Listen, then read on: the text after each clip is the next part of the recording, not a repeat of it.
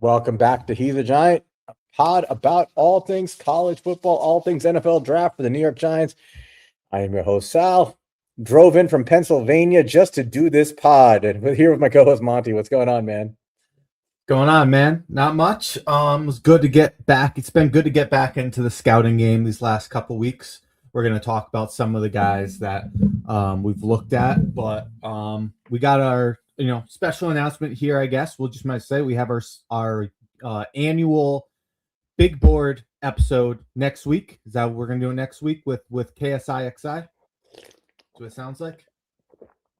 Yep, KSI next week. Our big board reveal. His big board, our big board. So that'll be fun. Yep. So, and there he is. All right.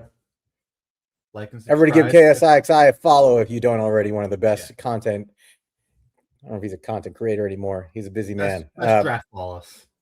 One of the best draft analysts in the Giants world. One of the best talent evaluators I've ever come across in a measured individual.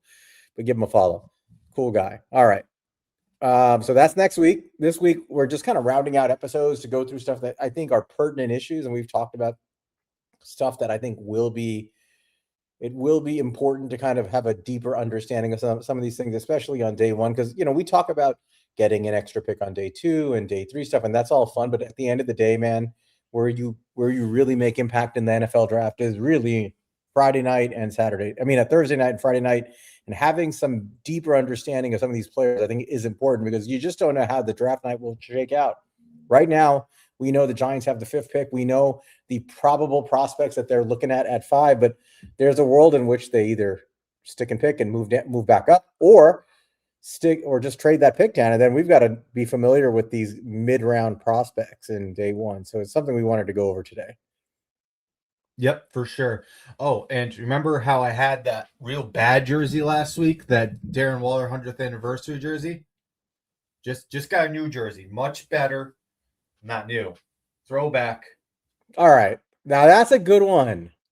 That's a much better one. I'm 31, so I saw for my Jason Sehorn year, and this one is a 75th anniversary jersey. Yeah. No, that's a good one. Jason Sehorn. So upgrade the jersey this week. One of the few performers in our dreaded Super Bowl loss to the Ravens back in 2000. Great Giant, interesting human being, but a great Giant. But good jersey. All right, and 31's a dope number for a corner. I love it. I love the non-conventional numbers. Like I used to love was DRC was 41, right? Yeah. Yep. I thought that was cool and a weird way. I don't know what it is about corners and unconventional numbers, and I like them. I made a comment about this and people got angry at me about the obsession with numbers. I kind of don't get it. People get really agitated and excited about number changes and what numbers we should wear. I don't really care. I feel like, you like the number because the player is good in it. I think that's how I look at it. But at the same time, there's a morbid side of me that wants to see the best players wear some of the most fucked up numbers imaginable. I want to see my wide receiver 2 wearing 62 or some shit like that, dominating. See, my only issue with the new number change is just it. I don't mind these stars wearing low numbers. I think that's cool. I have no issue with that. But it's when you have people who should be wearing these numbers and all of a sudden they're wearing other numbers, where I've gotten used to the kicker punter thing now. It's just like college. I don't give a shit about that anymore. But if I have to watch a guy like Teddy Bridgewater come out and fucking like 52 or whatever he had again, I'm not having it. I do want to give one shout out to my friend who I haven't talked to in a year, but he always leaves a message for our show. My buddy Stan. So Stan Stan's always Stan's on this, and I respect Stan's consistency. He knows I'm a Cam Ward hater because he hears me on Spaces shit on him. I'm not a Cam Ward hater. You know that. What I am a hater of is the bullshit that I think that the Tennessee Titan fans are spreading, and the fact that people they didn't have an honest discussion about Cam going into the draft. He was really good, but there was never any talk about his negatives, and I didn't really care for that. And they're still oh, it was the O-line, it was the lack of weapons. All true, but he was bad last year. Do I think he's going to be bad next year? No, I think he's a talented kid. He'll be good next year, I think. But like I've made this point, and I don't want to make this about the Titans, but you got a young quarterback. You have kind of a weird O-line. You have zero weapons other than Wan'Dale Robinson. I'm not really sure what they're doing in Tennessee, but I know that owner, and she's crazy. And if he has a bad year again because they didn't surround him with talent, I can see her being like, nope, pull the plug again. She's done it a bunch of times. They could cost people their jobs. That's all I'll say about Cam Ward. Is I don't think he's somebody who's going to necessarily survive if they continue to leave him. I think they need to help that kid out. Yeah, I'll say I think our comp of Brett Favre, you saw a lot of it. You saw a lot more of the bad Brett Favre last year, but you saw some of the great Brett Favre stuff. Yeah, I saw Brett Favre. I'm old enough to remember young bad Brett Favre, and then I saw Brett Favre become like a 3-time consecutive MVP winner and Super Bowl champion. So it can turn on a dime, but you do have to help the guy out a little bit. You can't just leave him out there dangling on a vine. And I don't know what the Titans are doing. Anyway, that's all I want to say. I'm Stan, but I miss you, friend. I hope you're doing well. All right. Let's move on to the Giants. So not much going on.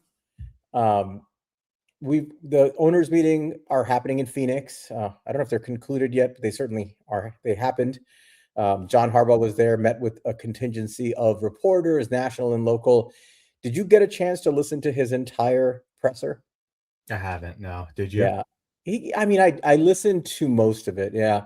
He gave some really good information and tidbits about things and just views on things. One point I want to keep emphasizing is he did kind of talk about, he was very big on bringing in Isaiah Likely. It seemed like Likely was not like some just backup plan, or I think bringing in Isaiah Likely was a very important theme of the offseason for John Harbaugh. It's very obvious, and for two reasons. One, I think he made it clear that running 12 personnel with larger body targets is going to be something important in this offense. I think that affords you a lot of advantages, something that guys like Jay and our friend Ray were all talking about earlier, which is instead of having guys like Wan'Dale out there, you have bigger receivers essentially who can block. It also allows Theo Johnson to be tight end 2 on this team, where he can serve more as like a natural assist blocker and a guy who can still run routes and get out there and be a target for your quarterback, but it takes pressure off the wide receiver 1 role for him. But Harbaugh specifically mentioned, I want a guy like Likely with his size to be in Jackson Dart's line of sight. He made that point. I don't know if you saw that. He made it a big point to emphasize that. And you can run with it where you want. I'm running with it the way I made my point about how I think John Harbaugh and guys like Harbaugh generally view football. I think they value size, length, wingspan as being both a positive on the offense, where you present a big target for your quarterback and make life easier for him. So you would think he may not value a guy like Wan'Dale as much, although they did draft Zay Flowers, so I think there are unique circumstances where they would value them. But I also think he feels that way on defense. I think having size, length, guys who eat up a lot of space, have wingspan, are going to be impediments to the passing game. So he made that comment. I don't know if you had a chance to think about it. What are your thoughts on that? Yeah, I think it makes a lot of sense. I think, to me, I guess you look at it 2 different ways. Like, certainly Wan'Dale Robinson was a go-to target for Jackson Dart, and you do lose that, but it's a different way. But I do think Isaiah Likely will be, his guy when like things go wrong. Obviously there'll be some fuck it Malik Neighbors down there somewhere stuff, but more just like I think you'll see a lot of Isaiah Likely, breaking out of the structure of the play and being a check down target for him, being a guy you can go to. You saw a lot of that in Baltimore and him doing that for Lamar Jackson and playing out of structure. And I think that's something he will be really good at. Is Tro still there? Like Lander Barton from Utah. How about that? No, he's so terrible. The fuck, dude? Leave Landon Barton alone. He's awful. What the fuck are you doing? What about Keegan Trost? Is he there? He'd be a good one. The tackle from Missouri. That's a good one. Giants have interest in him, by the way, from what I understand. Yeah. Is he a top 30 guy? I don't know if he's a top 30 guy. I heard there was some link. Keegan Trost is interesting. Let's talk about it real quickly. 6'4", 316. He played exclusively right tackle this year. He played almost exclusively right tackle last year at Missouri, a little bit of left tackle. Graded out really high. I think it was like the highest graded O-lineman in PFF, 92 overall grade, 85.4 pass blocking grade, 91.4 run blocking grade, 91.6 zone grade, 72.8 gap grade. Only gave up a total of 7 pressures at right tackle all year, including just 1 sack. He is a really good, he's a very good, solid offensive lineman. I think he lacks some of the wingspan and lateral agility you want to see to translate fully as a tackle at the NFL level, but he's really strong in the phone booth, really, really, really, really stout and good anchor. I think he projects beautifully as a guard at the NFL level who can play tackle. So I'll just throw that in there. There you go. All right. So throwing that out there. Thank you. Consider it. All right. And shout out, congrats to Bobby for 1 year of 1 year. Show. Good job, Bobby. Congratulations. Good luck to you the rest of the way. All right. Yeah. I mean, I think that these are features that John Harbaugh does look for. He talked about a little bit of that. I mean, he talked about how much he values Jackson Dart, how that was a key part of his coming here. He talked about wanting to stop the run a little bit. Ian O'Connor mentioned that today. I think he got a direct quote from John Harbaugh where he said, if you don't stop the run and they've got 4 yards on you, you're done. And so again, stopping the run, establishing the run, having big bodies on the line of scrimmage, whether they're linemen or receivers, tight ends. I think this is going to become a theme of this team going forward. He's giving us clues. I think it's not something that's unexpected, but I think he's beginning to let you know what the game plan is a little bit. So, unrelated note to that, because I had a tweet out today. I'm curious just what your thought process is. So Ian O'Connor, I'm sure he's saying this from more than just the place of who's the better run stopper. And I'm sure he has some information that he hears from talking to Harbaugh here and there. Not necessarily, we're going to pick this guy, but just getting a feeling for who they want. And he said his feeling was it'd be Sonny Styles today. And one of the reasons he said was because of him prioritizing run stopping. My take was, at least for right away, to me, I think Caleb Downs would have the more immediate improvement to the run defense. To me, I obviously go to the off-ball linebacker to be more involved in those plays, but I think you're looking at a guy who's an elite run defender versus Styles is a very, very good player, but I don't think on the level yet as Caleb Downs is a run defender. I think that's fair. I think year one, if you're looking for immediate plug and play impact at all phases of the game, there's probably no player you're going to get better than Caleb Downs, right? I think he's clearly the easiest plug and play impact player year one. However, I think if you really paid close attention to Ohio State's season, a few things were obvious as the season went along. Caleb Downs stayed Caleb Downs. He was outstanding as he always is. There's just no variance with him. He is an elite player at his level. Arvell Reese, who we'll get into, his play kind of declined in the last 6-7 games down the stretch. And that was impactful to the Ohio State season. And Sonny Styles' play shot up. When we reviewed linebackers, I mean, we had a discussion about Styles where he wasn't like this. He didn't stand out. You could tell he was good, but you're like, this guy should be much better as an athlete. He's huge. He's this former safety. He's this elite athlete. He's a freakless guy. I'm not seeing all of that usage. I made a comment to you then. I mentioned it before that I think he, transitioning from safety to linebacker right now, he's focusing on doing his job in a disciplined manner. And I think once he gets more comfortable, you're going to see it come out. And that's exactly what happened. And down the stretch, Sonny Styles really emerged. I think as a run stuffer and as an impact downhill player, he became better and better as the season went on. So I would say the trajectory with Downs is like straight up right now as a prospect developing.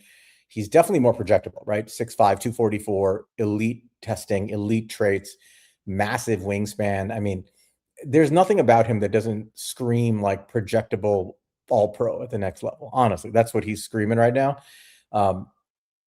And I don't think you can view him as just a pure linebacker. I was making this point earlier to people.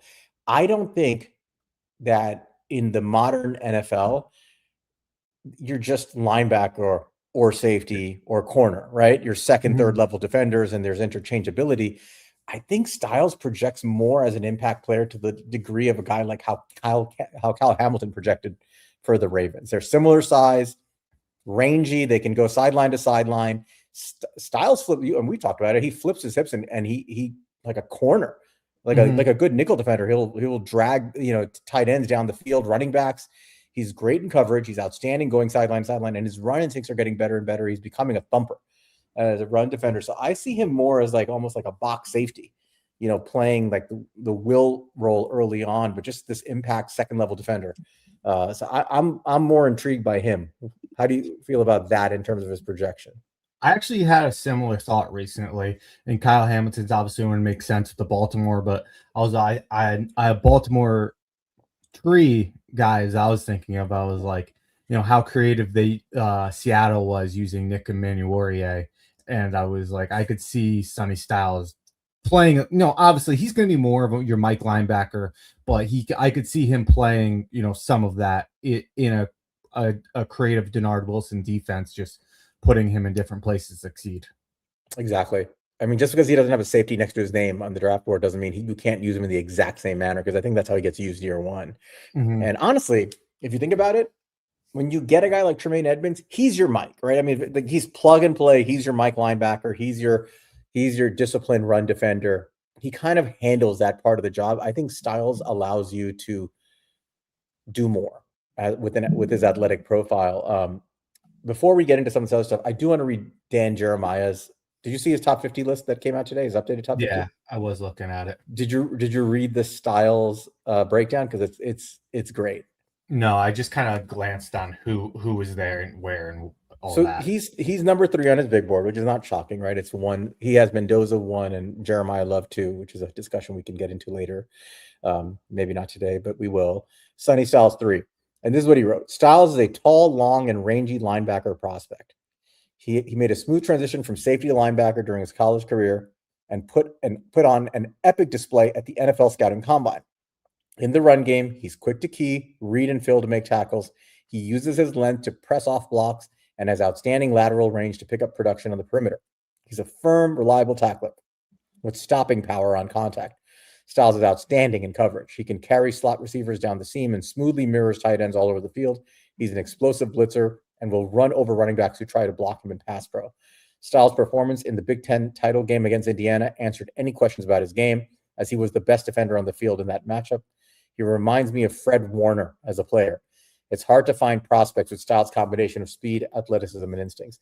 If I didn't read the word linebacker, I mean, you could have just fit in any number of elite prospects over the years, right? The way he's describing him. So. Yeah, no, I it's a very complimentary, and I can see where Jeremiah, yeah. And Scott, the reality is the ceiling is limitless with Sonny Styles. I think that there's questions where he is today, not in the sense of not that he's not like a first round pick, but where compared to these other guys you're saying in the top 5. But I think that as far as his ceiling, I don't think there's anybody who has higher ceiling than him. Yeah, it's going to be fascinating. We'll get into that discussion, but a lot going on with the Giants right now, like just prepping for the pre-draft process. The one last thing I want to bring up is, and I think there have been hints of this, Duggan talked about this, that you've mentioned this, their reluctance to spend money when we thought they absolutely had to invest in the trenches is kind of eye-opening. And, they're talking about, we don't have much cash, we don't have this, but you had mentioned earlier, I think they might be playing the comp game at this point. And for those, for people who don't understand what the comp game is, it's basically trying to spend free agency dollars in a way where you minimally or don't affect your ability to collect a compensatory draft pick next year for the free agents that you lost this year. You want your net loss out, and there's a complex formula for how they calculate net loss versus net paid to free agents that are not your own free agents. You want that net loss to be greater to the degree where you get a compensatory pick. It could be a comp third, fourth, fifth, depending on the value of what you get. But right now, the Giants are kind of teetering on the edge of getting a pick. So if the Titans end up giving a significant number of reps to Austin Schlottman, the Giants right now would be on pace to get a compensatory 4th round pick. Yeah. but I think he has to hit like 30% of snaps or some number like that, right? Yeah, It's literally like the Ben Bredesen situation a couple of years ago when we lost Saquon, didn't get anything. We lost McKinney, we're not going to get anything. But if Bredesen got X number of snaps, then we were going to get a fourth round pick for the McKinney loss, and that's exactly how this is going to shake out. So if the Giants don't do anything to add to the comp formula now, they may not get anything. But if Schlottman gets picks, and right now, I mean, I think he's slated to be their starting center as we speak. We might get a fourth, and they're cognizant of that. So how do we not use up comp pick risk? One way is just don't sign anybody, which is what they've done. Another way is sign guys who've been cut because they don't count against the comp formula, which the Ravens have done a lot, right? In the past. Right, and that may also happen later. Guys get cut after the draft. Also, don't count after the draft. Yes, the third way is if you sign guys the Monday after the draft, they don't count against the comp formula. Which means, and the fourth way is signing guys for, I think it's below a certain 1 year deal. It's like below $3.7 million or something, whatever. It's some number like that this year. Yeah. Where if you're below that threshold, you don't count. But if you think about it from the free agent's perspective, if you're like a veteran like Kevin Zeitler, Joel Bitonio, these guys are 36 years old, really good football players. I think Bitonio maybe, I don't know if he's 36, but he's right up there. You're probably going to sign a 1 year deal if you're playing this year. Yeah. And you probably don't want to pay, you don't want to play for $3 million, right? If you're going to put your body out there, you want $7-8 million. You're not getting that before the draft, but after the draft, the team might be willing to say, okay, here's $7 million. Here's $8 million, you know? You also might just not want to do the offseason like programs and just wait until those are over and then sign. Right. So the guys on the offensive side of the ball that are still available in the guard position specifically, I mentioned Bitonio, left guard for years in Cleveland. He's been replaced already in Cleveland, and there was talk of him retiring, but Monty, he hasn't retired yet, which is really interesting. Like, I've been watching that story. He has not announced his retirement. Why? You know, you got to think he's at least considering joining another team for a year to make some money. Kevin Zeitler. Tennessee could have signed him at any point. They haven't yet. We all thought he was going to sign there. He hasn't signed yet. Maybe he's not getting the money he wants from Tennessee. And maybe he doesn't want to be there. I have no idea. But he may, if he signs afterwards, he's not going to come for $3 million. He played for $9 million last year. He'll probably at least come for $7 or $8 million. Right. So he's out there. Greg Van Roten does not count against that for us because he's our own player. But on the defensive side, Calais Campbell on a 1 year deal probably wouldn't want to play for $2-3 million. He'd want a little bit more. He's somebody available afterwards that would be a good fit for 1 year. Shelby Harris is another guy that probably will make $5-6 million at least, right? And he's probably gonna not get that right now, but he'll probably get that after the draft. So these are all guys to watch that the Giants might put some money into afterwards if they want to. Then it doesn't affect the comp formula. So, you know, we'll see. Yeah, I mean, it should be interesting. It's just it surprised me they haven't done like the Elton Jenkins type signing, like the guy who got cut. But we'll see. Shout out Matt, Matt, the professor, our friend, resident, the only Dallas Cowboys fan I like. We were debating the value of about Francis Maui Noah at 5. And he's like, he has to play right tackle if you take him at 5. And I said, he doesn't have to play right tackle right away. You can play him at guard and then move him tackle later, but he finds that to be, I think he said, a crime against humanity is how he worded it. There you go. Anyway, all right. That's it for the Giants stuff, updating. So do you have any other thoughts before we hop into some of these players? No, I mean, it's just going to keep monitoring it, keep an eye on those top 30 visits because, we don't know what it's going to be like under Harbaugh, but we do know underneath Joe Shane, those top 30 visits have meant a lot. Yep. All right. So we picked, how many players did we pick? 4 or 5? 1, 5, 2, 3, 4, 5 with 5 the players. late edition. I'm going to make you do the last one because I want the world to see how bad a human being you are. How much you hate young people striving for their life success. So not my fault. We'll do that. I'm the top 5 player for no fucking. We're doing this one for Goon, 6 months for ago. Big Blue Goon. We're doing it for Goon, so just deal with it, okay? All right. The 5 players we're going to go over today. Just give you guys the names ahead of time. 5 guys who we think are day one or borderline day one prospects who are worthy of discussion. are number one, offensive tackle Monroe Freeling from Georgia, getting a lot of buzz lately. Number two, edge rusher David Bailey. Obviously, people have heard his name, getting a lot of top 5 buzz. Number 3, Arvell Reese. You guys know him by now. We want to do a little bit more deep dive into him. Number 4, Vega Iaone, the guard that we've all talked about and is a fascinating prospect for the Giants in various scenarios. And number 6, and this is for the goon, edge rusher Keldrick Faulk from Auburn, Monty's favorite player on this list. I can't believe people were talking about him as a top 5 pick. Thank God people came to their senses on him. All right, let's get into Monroe Freeling. So I'm going to pull up his stuff here. Do you want to give me your breakdown of Monroe Freeling, and then I'll give you my draft? How do you want to do this? Sure. I mean, I can go here.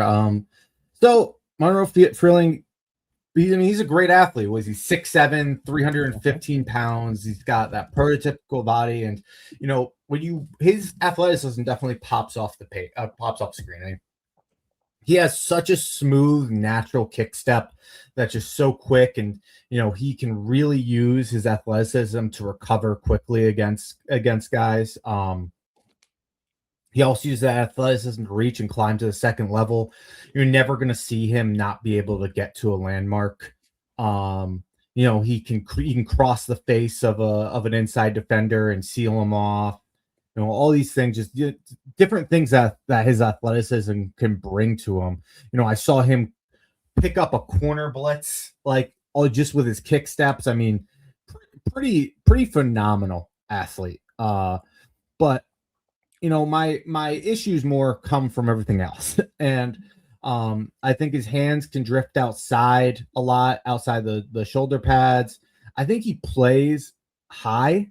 And I think that leads to a lot of the issues that I've come with him. I think if somebody could get him to play a little bit lower, that would help, because there's things that came from that where I think he can lose balance at times. I think he can be lunging. I think he struggles with leverage because of that. Another thing I noticed is I don't think he has good grip strength. He does not really lock onto a guy once he gets start to block. They kind of pop off him pretty easily. And he's not really like a finisher. That's kind of like the other thing I had to him. He doesn't have that mean finisher type mentality. What do you have on him?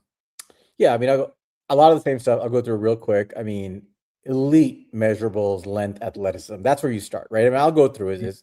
He's 6'7", 315 pounds, 10.75 inch hands, massive hands, 34 and 3/4 inch arm length, just very solid. Not quite Andrew Thomas 36 inch arms, but pretty good. 4.95 40-yard dash, elite. Not quite the 4.90 number, but that's something to pay attention to with this 1.72 10-yard split, right? 33.5-inch vertical at his size, which is pretty impressive, and a 9'7" broad. So elite athlete, elite measurables. Like, he fills out the mock draftable, chart completely. Really projectable as a physical athletic specimen. And I think the pros are those things basically. And I do think he has quick feet. And I think, like you mentioned, like, his athleticism shows when he's flying downhill, right? Like, when he's asked to zone block and get to the second level, man, he's flying down faster than some of the receivers down there. Mm-hmm. And he's really he's in his element doing that. He's down there, he finds his landmark, finds somebody to block, and he just destroys them and clears a path for whoever the ball carrier is. He's very good doing that stuff.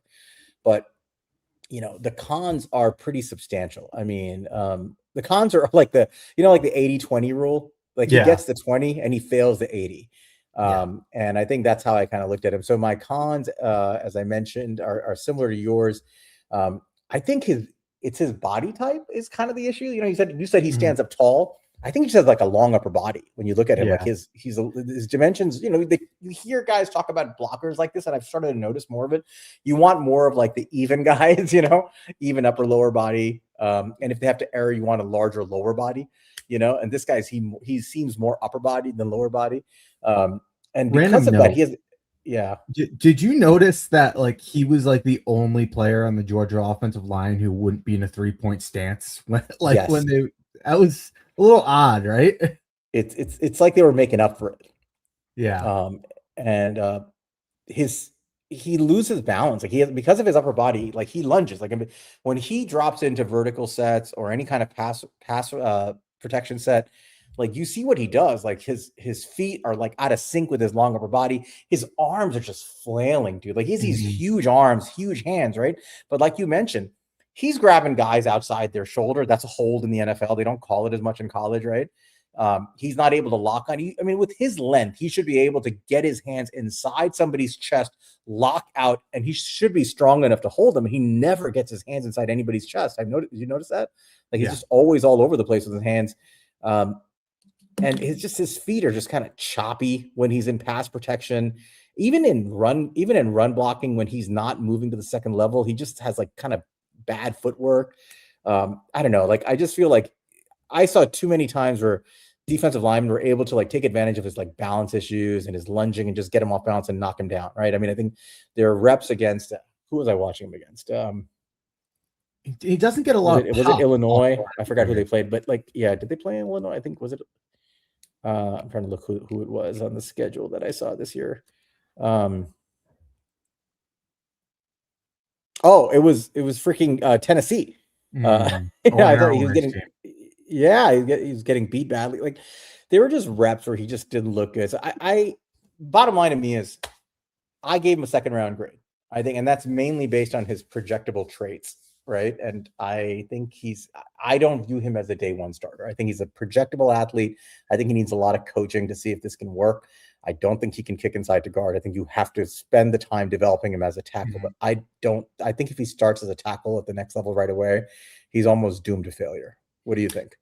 Yeah, it was funny. I was listening to like the Todd McShay's podcast. Been doing that a lot recently. It's a pretty good show. But they were talking about how like, I think they were saying like if I was the Browns, I might consider taking Freeling like over guys like Malagoa because I'm not ready to win yet, so I can take the time to like develop this guy. But I'm like, that is such a risky strategy. Isn't that how you talk about somebody you take in the second round or the back half of the first round because you already have a tackle?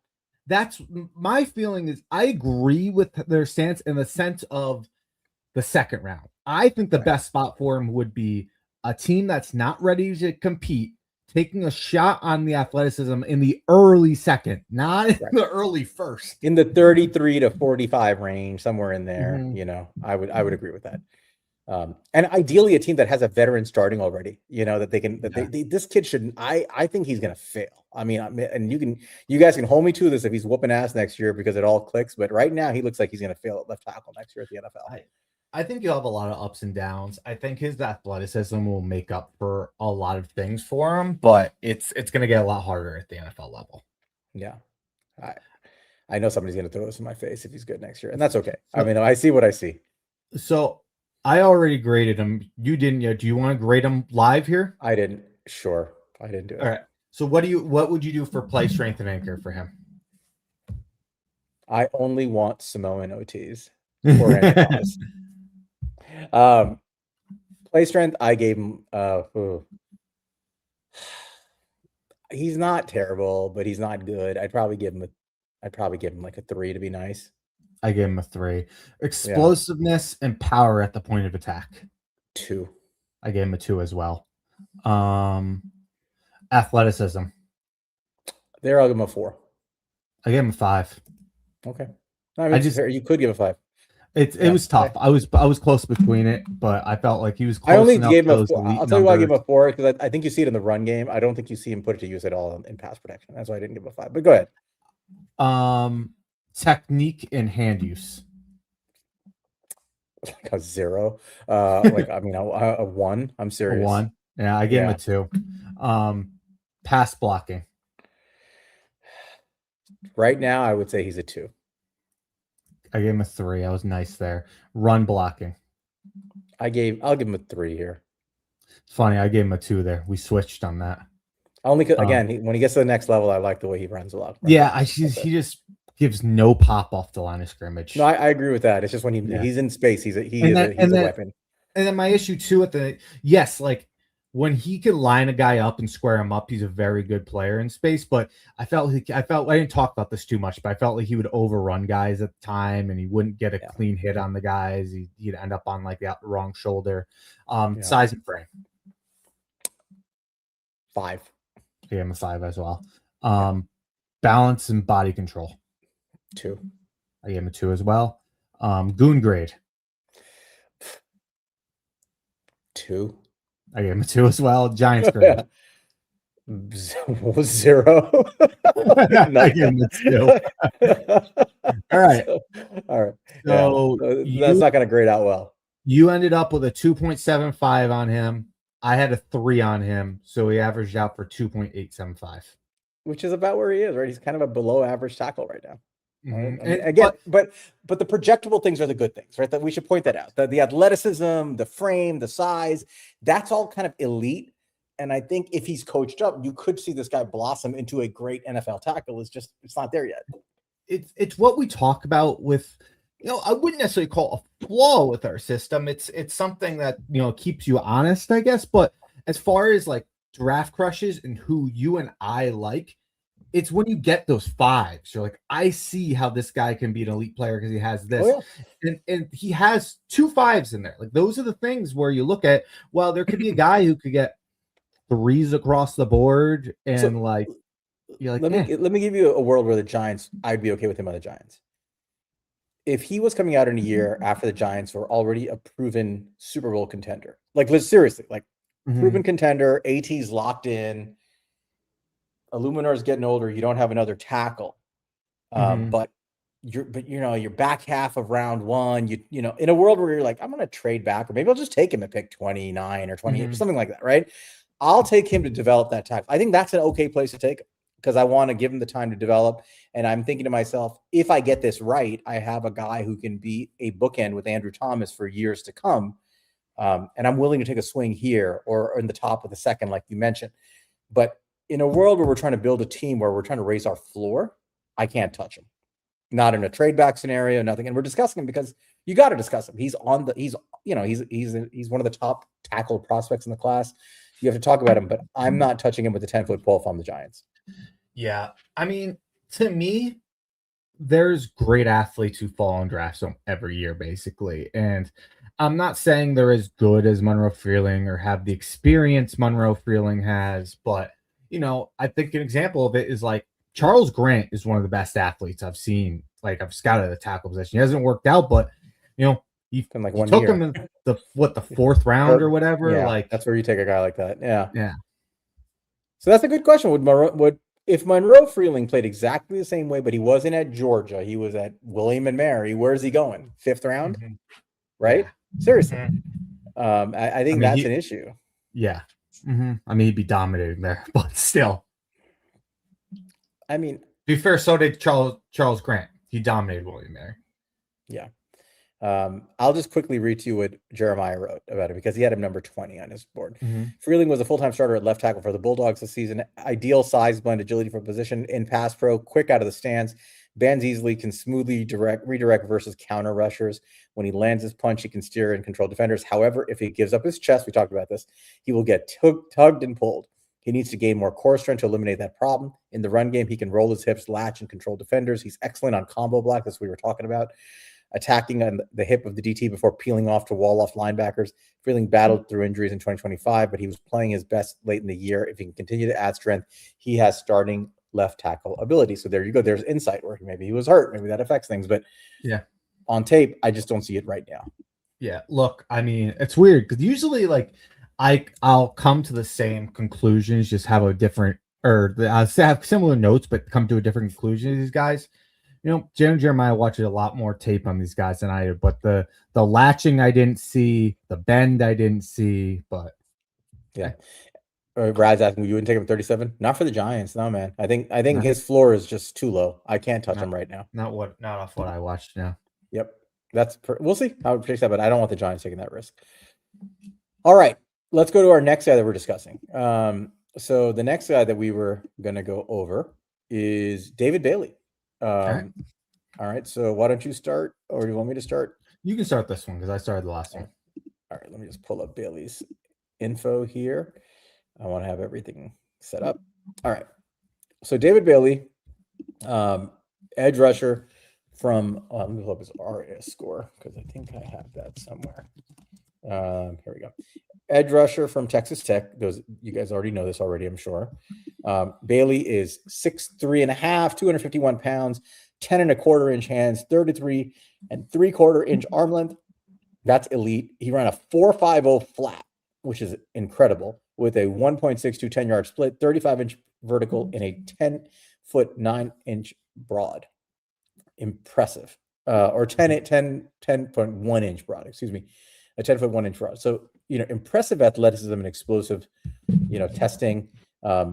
He had a pretty freaking productive season, dude. His numbers are impressive this year at Texas Tech. He had an overall PFF grade of 93.8 with a run defense grade of 81.5 and a pass rush win rate of 21.6%, which is elite, with a 9% run stop rate.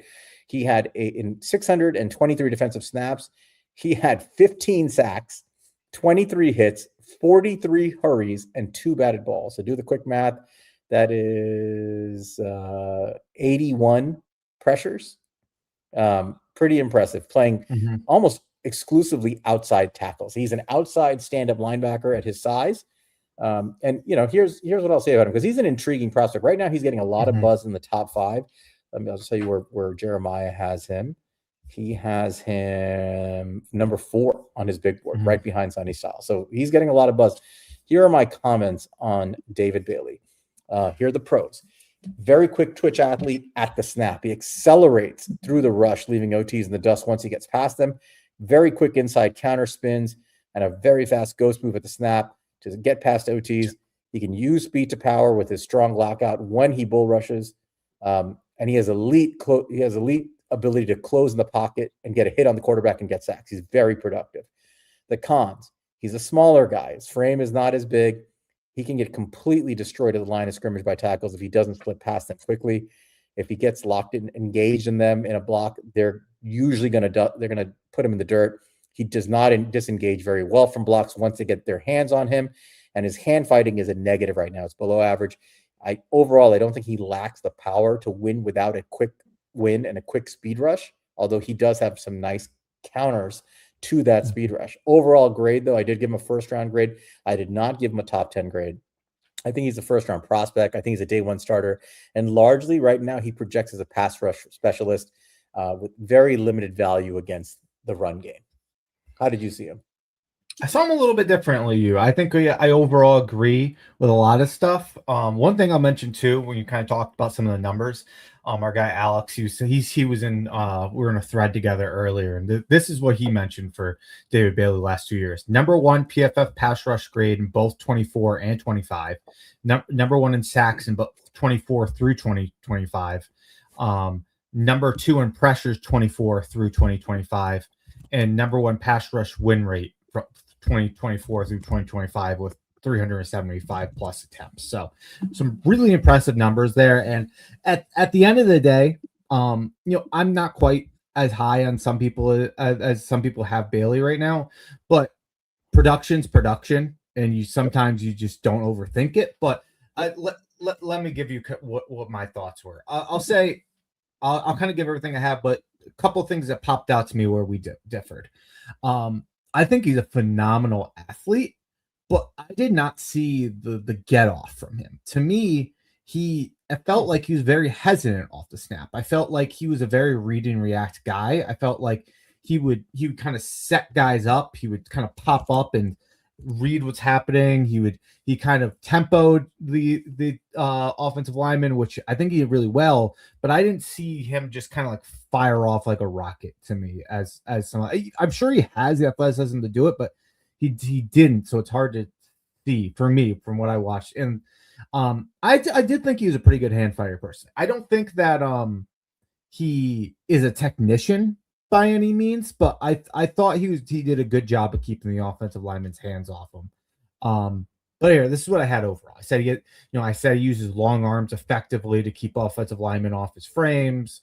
I thought he played really well with his agility and operating frequently from a wide nine alignment. And this is what I talked about. He showed a controlled get off with a good tempo, where I'd see him kind of like set up these offensive tackles and accelerated through the tackle to beat the offensive tackle around the edge. You kind of just like would set him up with his speed and then fly by him. I thought he had a functional pass rush plan with clear intent behind his rushes. You know, it really felt like he knew what he wanted to do to set it up, and he had a plan.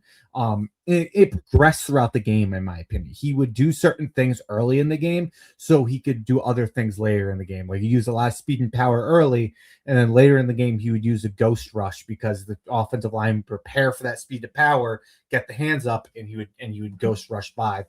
I thought he did some of that stuff really well. You mentioned the batted balls. He did such a good job of getting those long arms up into passing lanes. I thought he was disciplined in run game, run defense. I didn't think he was a good run defender. We'll get into that, but I thought he did a good job of holding his gaps and keeping containment. I thought he had really good. One thing where I think he is a good run defender. He's a really good backside run defender. He will chase things down from behind consistently. He has the motor and the athleticism to get to chase from behind. Let's see. But the negatives I had, like I said, I don't think he has elite initial get off of the line of scrimmage. I felt like there was more of a reactive read and react type play style to him. And I felt like that carried over to a lot of his game. He wasn't necessarily a disruptive run defender. He was not a guy who would get into the backfield and make plays. He more kind of sat at the line of scrimmage, and he's not necessarily the strongest guys to get off of those blocks. Although I did see him get better at it throughout as the game went on. Let's see. He again, half bit delayed offline. Doesn't consistently play with a high level of aggressiveness as a run defender, limited impact defending the run beyond containment. Primarily wins from like a wide alignment rather than interior disruption. Whether that was him trying to make a move to the inside, if he doesn't blow by that guy, I felt like he could get washed at times if he doesn't just cleanly beat them. And like, sometimes you set these guys up. You've seen it year after year. Abdul Carter did this a lot, where they would set these guys up over a guard or a center, and these guys had slow feet, and they would just abuse him. I didn't see David Bailey really abuse these guys when he got put in those situations. I felt like that he was so much more successful on the outside, and it didn't show the mismatch there, which was a little bit odd to me. But yeah, it's basically what I had. You have any thoughts on any of that? I agree with it, basically. I think we're saying a lot of the same stuff. I think you're a little higher on his hand fighting than I am. But, I mean, at the end of the day, I think we both see him the same way. Like, he's a pretty advanced pass rusher.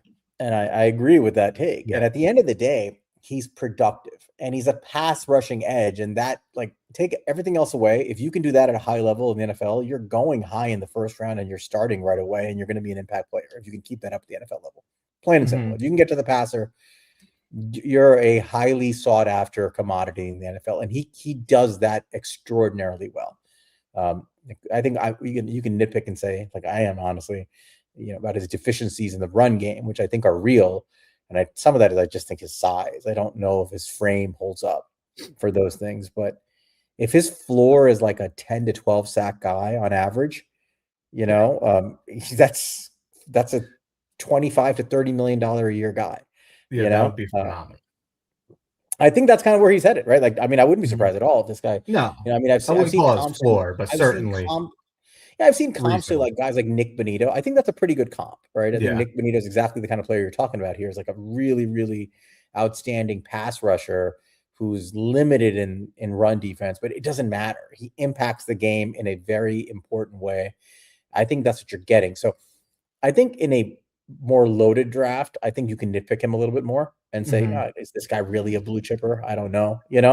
Like I would maybe push him down to like the middle of the first round kind of thing, or the bottom half of the top 10. I think in this class where there is a lack of guys who have this high level skill, he's near the top of the class. And I think that's why he's going probably in the top 5 is my guess. Yeah. I think the thing is, I think it's very rare to have like advanced pass rushers from college. A lot of these guys kind of have to develop it in the NFL. And he's not like an advanced elite guy. He's just very good, but he's so much further ahead than a lot of these guys normally are coming out. This isn't a player comp by any means because they are totally different body types and completely different in the run game. But I think there's an NFL readiness to his pass rush, similar like what like Jared Verse had. Like Jared Verse was just a very technically sound pass rusher, where it wasn't this high end stuff all the time, but he had a plan.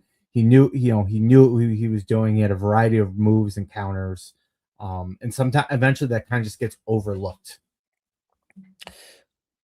So let's just say the Giants are open-minded to taking an edge rusher here, because I mean, you can't dismiss that possibility with the 5th overall pick. Would you feel comfortable taking David Bailey? I wouldn't take David Bailey here. I wouldn't like freak out about it, but I wouldn't take him here. If they did take him, what do you see the vision being with him in the roster?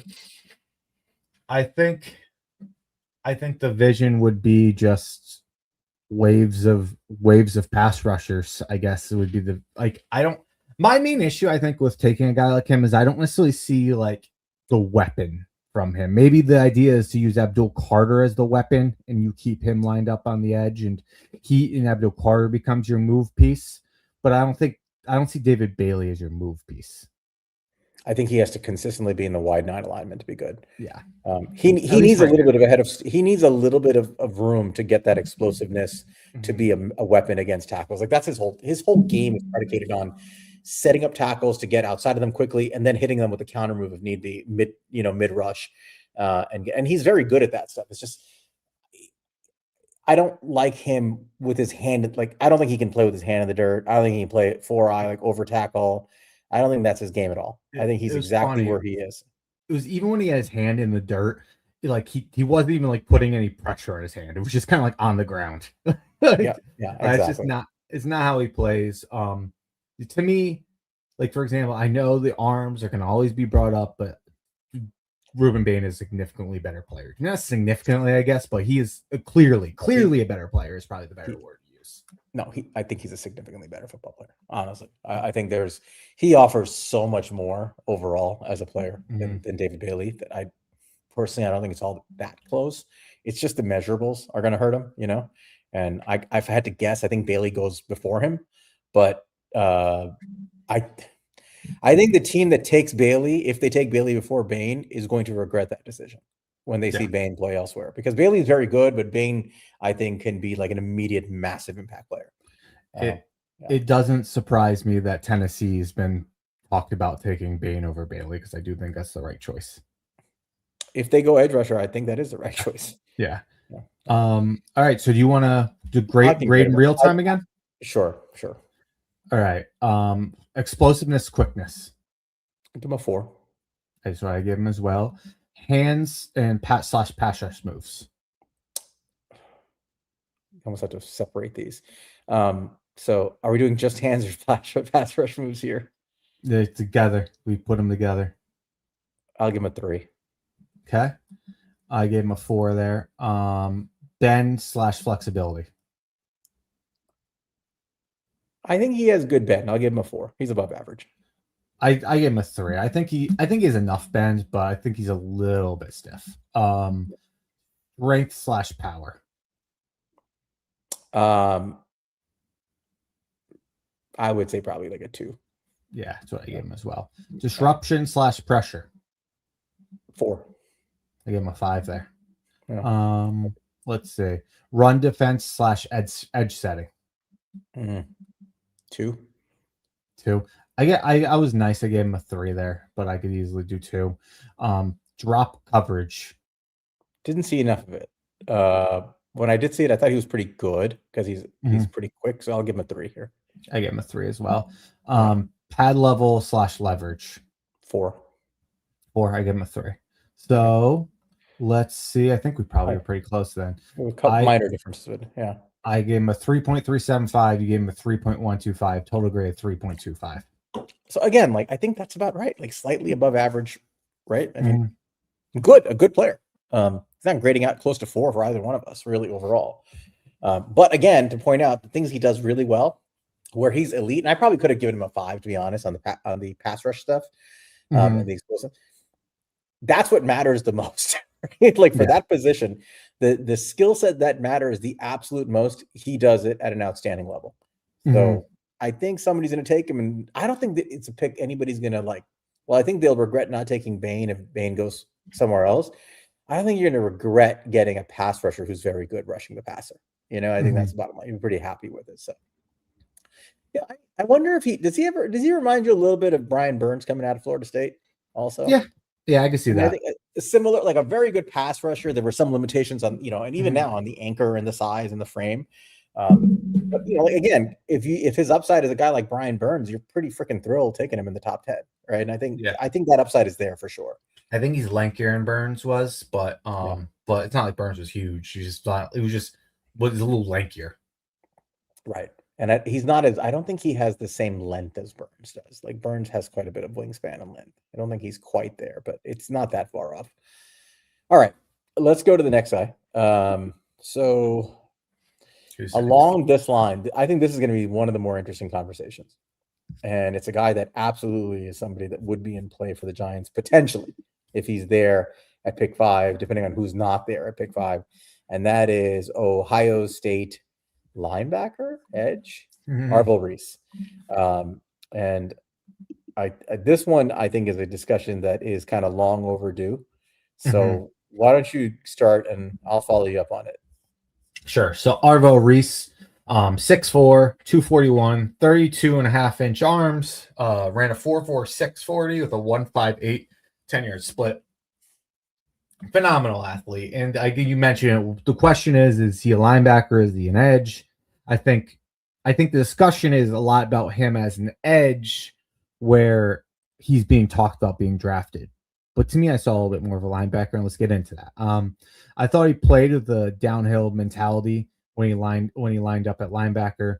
I showed great overall athleticism, ability, and capability and coverage, and particularly zone concepts.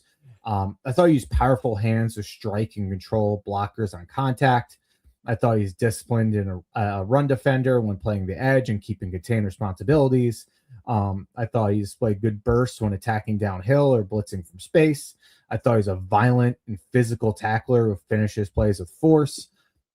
Keeps his eyes in the backfield well and playing in space and flowing as a linebacker. Communicates consistently pre-snaps and helps direct defensive adjustments. And shows a good feel for zone coverage responsibilities. Very linebackery stuff there. And some of the cons. I did not think he looked as fluid or smooth in coverage as some of these like elite athletes. Like, I mean, that's not to say he's not smooth or anything like that, but when you're comparing him to like the group he's probably getting put into as an athlete, just not quite that great. Struggles to consistently shed in the run game when aligned on, especially when he's lined close to the line of scrimmage. Lacks a developed pass rush plan when he's used as an edge rusher. I thought he's more effective as an off-ball defender than a full-time edge due to difficulty to gauge on the line. And I think he can lack the natural instincts at times despite being a high IQ communicator. What are your thoughts? Mostly agree with everything you said here. I'll briefly give you my thoughts as I wrote them down. Pros, obviously, elite athlete with elite measurables. You went through his testing numbers. They're off the charts. Defensive weapon, chess piece, makes plays all over the field. He has elite closing speed on quarterbacks and ball carriers, and the lateral agility that doesn't allow people to pass him with the ball. You see this on tape all the time where he gets into the backfield. He's chasing a quarterback or a running back. They have room. They have space to go left, right. They try to wiggle away. He doesn't let them. Like, he's so agile. You don't see him run past people too much, right? Like he hones in and he's gonna make the tackle once he's got them in his radar. Explosive at the snap. He hits with authority. I mentioned that Styles is a guy who's kind of like a stop you in your tracks like tackler. I would say Reese is a guy that tries to drive right through your body and drives you to the ground. It's a violent tackling technique. I would say he's better against the run and better blitzing as an outside linebacker than he is lining up purely as a pass rusher. The cons are that he just doesn't have the pass rush chops yet. Like, he doesn't have instincts. He doesn't have counter moves. He doesn't, he has the bend and the fluidity and the athleticism, but right now he's just not there yet as an edge rusher where you can immediately project how good he's going to be at that position. And I think, and this is less of a con than just a minor observation. When you watch Ohio State games, he benefited greatly from having both Caleb Downs and Sonny Styles on the field. And what I mean by that is if you watch the plays, you can tell that Styles and Downs are calling the defense, and play after play, they're kind of telling him where to line up. But did you notice that? They're like, here, go there, you do this. Like they're kind of like, we'll handle this, you rush the passer. We'll handle this, you take this responsibility. They were clearly the alphas and the captains. He was able to be used as a chess weapon because those guys did a lot of the grunt work and the heavy lifting on the defense. And that allowed him to be his best, right? Like that's what he is. He's a chess piece. And the question is, if you're taking him in the top 5, number one, you're probably taking him because of his pass rush upside as an edge rusher. And if you're dependent on him being like that number 1 type, edge rusher, or that number 1 linebacker, even as an off-ball linebacker, how is that going to translate? I think those are just valid. I don't even want to say they're concerns. They're just questions I have because he benefited a lot from those guys. But I mean, overall, like, bottom line to me is this guy's an elite physical specimen of an athlete. And he's already an outstanding linebacker, like outstanding outside linebacker. I don't view him as a Mike. I don't know how you look at him, but I don't think of him as like a Mike linebacker. Right? He's like outside. He's truly like a will/outside linebacker type. No, I agree with that part. I'll push back a little bit on a couple things. I did think I didn't notice too much about him getting directed around, but I did notice him directing the defensive line around a good bit. So I do think there was some good communication. And I also say I think all of them benefited from each other. I think that there was a lot of benefit. Like I think a lot of Sonny Styles' missed tackle percentage is because Downs and Reese were always there to help clean things up before anybody could get away. I think all of them kind of helped. I thought they fed off each other. And I think watching Reese and Styles together back there as linebackers, gave me dreams of what we could potentially have with Edmonds and one of these guys, because just the size and the athleticism back there. But yeah, I don't know, man. I think he's a really good linebacker prospect, and I just worry about the edge translation, but that's what the professionals are there for, that to make that projection. The projections can be difficult when they're not that today. To me today, I saw a guy who was a body type to be like an elite edge or elite linebacker, smaller edge, elite linebacker. I saw a guy who, he played differently than Sonny Styles. Sonny Styles is a little bit different more roles. Yeah, Sonny Styles a little bit more he plays the Mike. He's more linebackery than him, but he's a play with his hair on fire, which Sonny Styles doesn't do, for better or worse. And he would, he was a more fun, frankly, he was a more fun player to watch in that defense. We talked about it when we did the linebacker review, and I told you, like, when we watch Styles, he's almost boring to watch, right? Because he's always there to make the play. Very controlled, measured. You don't see that burst that he has. Obviously, you don't see it all. But then you're like, who the hell is 8, right? And he's flying around the field with his hair on fire. Like it's just jumps at you on the tape. He's that kind of player. He's a high motor, explosive player. He is more fun to watch. All right, so let's, in a world where Styles, I don't think this is going to happen, but let's say Styles is gone. Downs is gone. Reese is there at 5 with Love, Maui, Noah, whatever. You feel comfortable taking Reese there over the other guys? Reese is a guy who would intrigue me there. Okay. I think of the guys outside of the ones we've been talking about, I think he's one guy where, if he fell there, they would have to have a vision for him. But I think he is.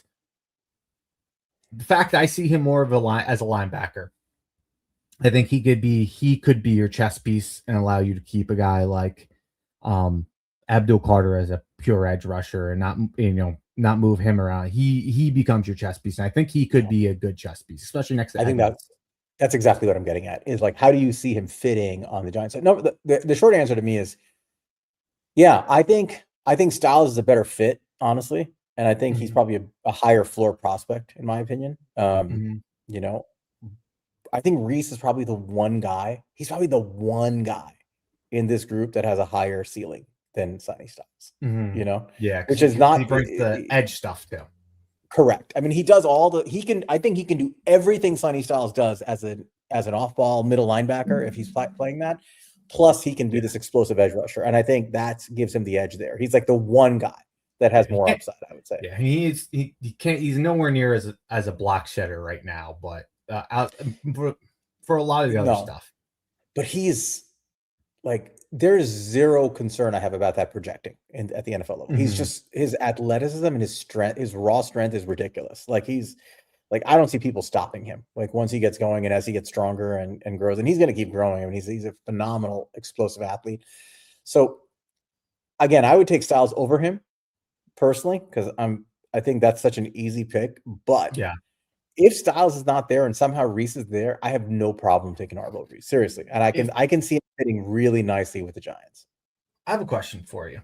If Styles is there and Reese is there, and this coaching staff decided to take Reese, how would you feel? I'd be fine with it. You know, again, part of perfect, but it's I can see the vision.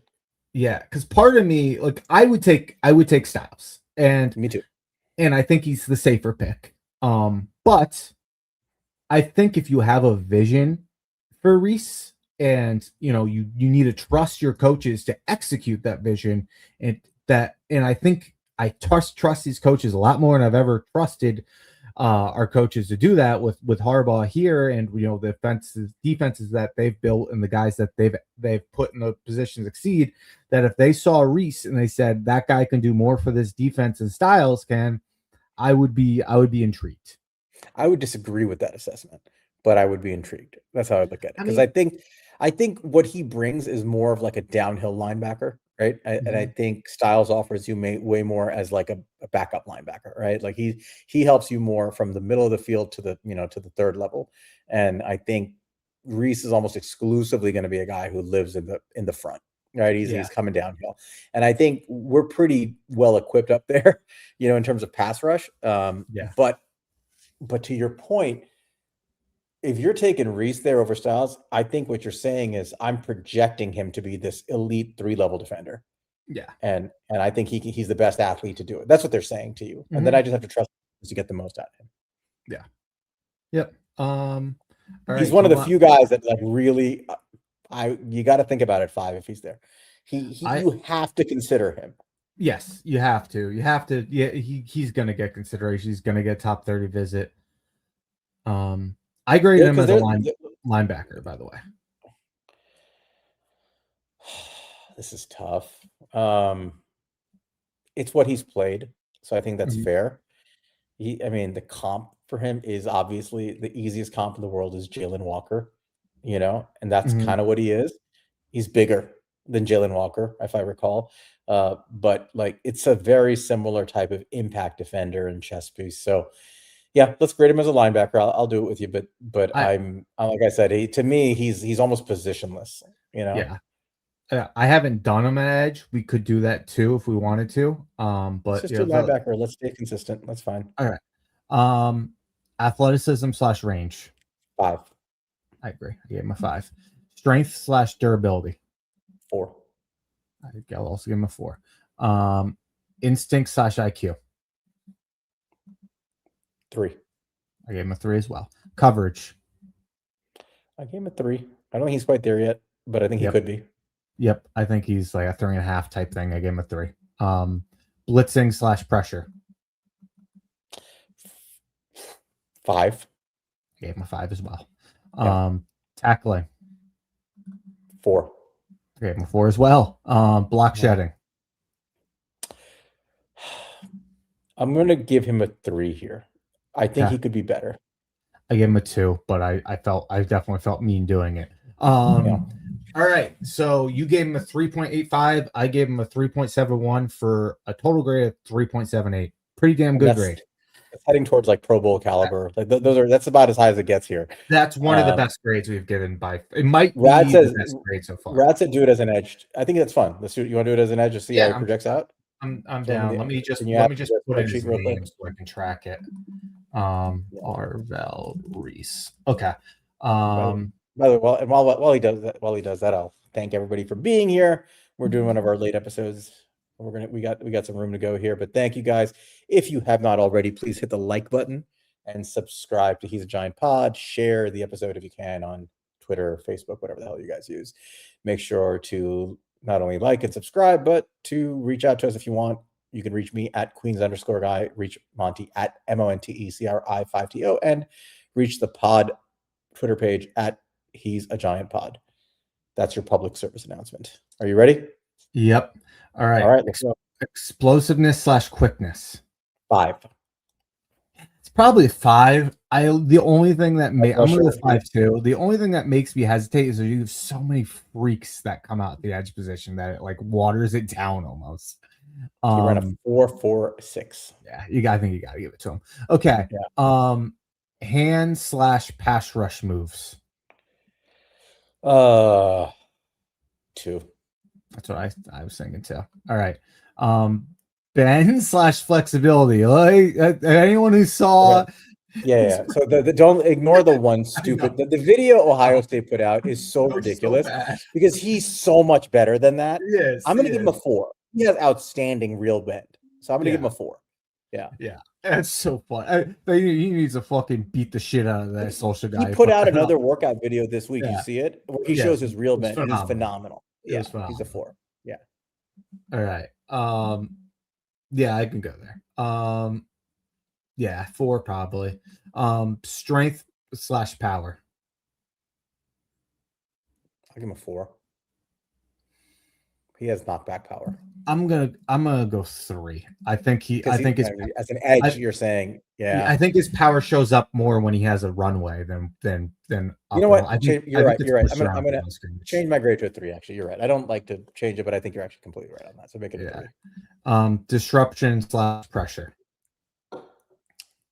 He's above average. I would say give him as an edge though. 3. Yeah, I think so too. Run defense and edge setting. There, he's a 4. I'm gonna go 3, but I'd go 4. Drop coverage. 4.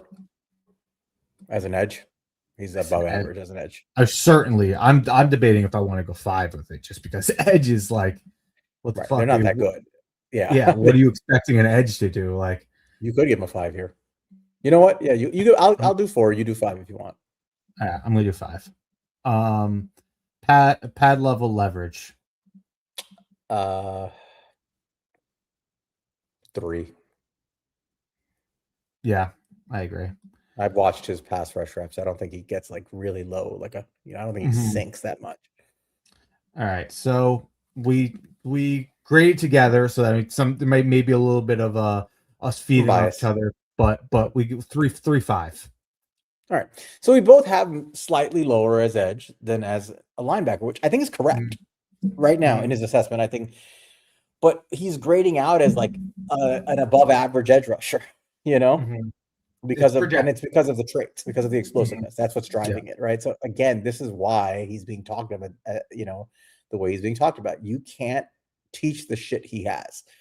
And I mean, I think if a team takes him, I don't think they're playing him at off-ball linebacker. I think they're lining him up at edge and say, let's see what you can do. I believe this is going to happen with him. Yeah, it makes me nervous about just doing that with him, but because I think he's such a good linebacker. But hey, that's the valuable position.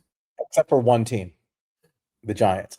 I think if the Giants took him, they would absolutely line him up at off-ball linebacker, and they would use him as like a NASCAR package rusher on passing downs, or they would drop him into cover. Like he'd be just such a chess piece for them, that I think that they would find creative ways to use him. I don't think he's going to be as useful as Styles, so I'm still team Styles on this if I had a choice.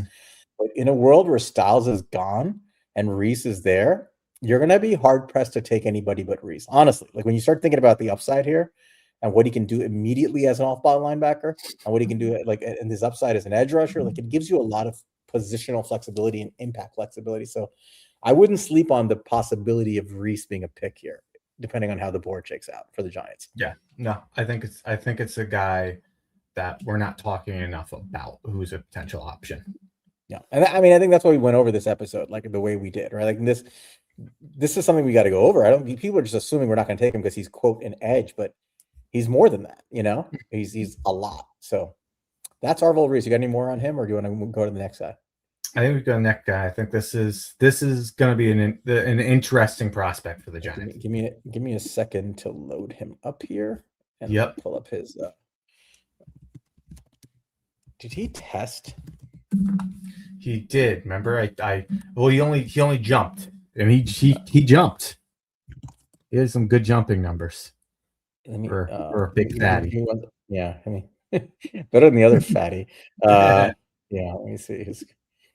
Whatever. Let me just get his stuff going here. I just want to make sure I'm up to date with where I'm going with him. And where is he on? Here we are. Okay. So the next guy we're going over is a guy that people are discussing a lot and for good reason. And that is Penn State guard Vega Iaone, or Iaone is how you say it. And this is a guy for good reason. The Giants fandom is really excited about the prospect of Vega Iaone. He is a left guard at Penn State. I'll give you his stats first. This year, he played a total of 614 snaps, all of them essentially, except for a handful at left guard. He had an overall run blocking grade of 78.6, a pass blocking grade of 87, zone grade of 72.2, gap grade of 73.8, true pass set blocking grade of 90.9, overall grade of 80. He allowed a total, listen to this, in all those snaps, 614 snaps, 4 hurries, no quarterback hits, no sacks. Jesus Christ. Nothing. Okay, and this is in the Big Ten against some pretty decent competition. Yep. If you want to watch his a game where he goes up against power, and not really a pass rusher, but just a powerful defender, watch his Ohio State game against Caden McDonald, and you'll understand why Monty doesn't like Caden McDonald. He just dog walks him all game long. Well, let's talk about Vega Iaone, who people love. So, pros. He is a mammoth tank of a human being. Just looking at him, we were talking about the build of like Freeling, who's kind of top heavy and lanky, I think, for his size. Iaone is built the way if you design the fire hydrant guard, like it looks like him, right? He's just this humongous, like human being who is like almost all legs with this stout, thick core and these like powerful arms that are not too long. He's just physically imposing to look at, and he's proportionate with a very powerful lower body with a wide base, and he plays with it. He sets a wide base. He has just meat cleaver, powerful grip hands. He sets up at his wide base. He anchors, and he's near impossible to move. Like you cannot move this guy backward. He's an immovable object. And when he moves forward, he will drive you forward. Like he gets his hands on you. His hand fighting is incredible. Like he gets his grips consistently.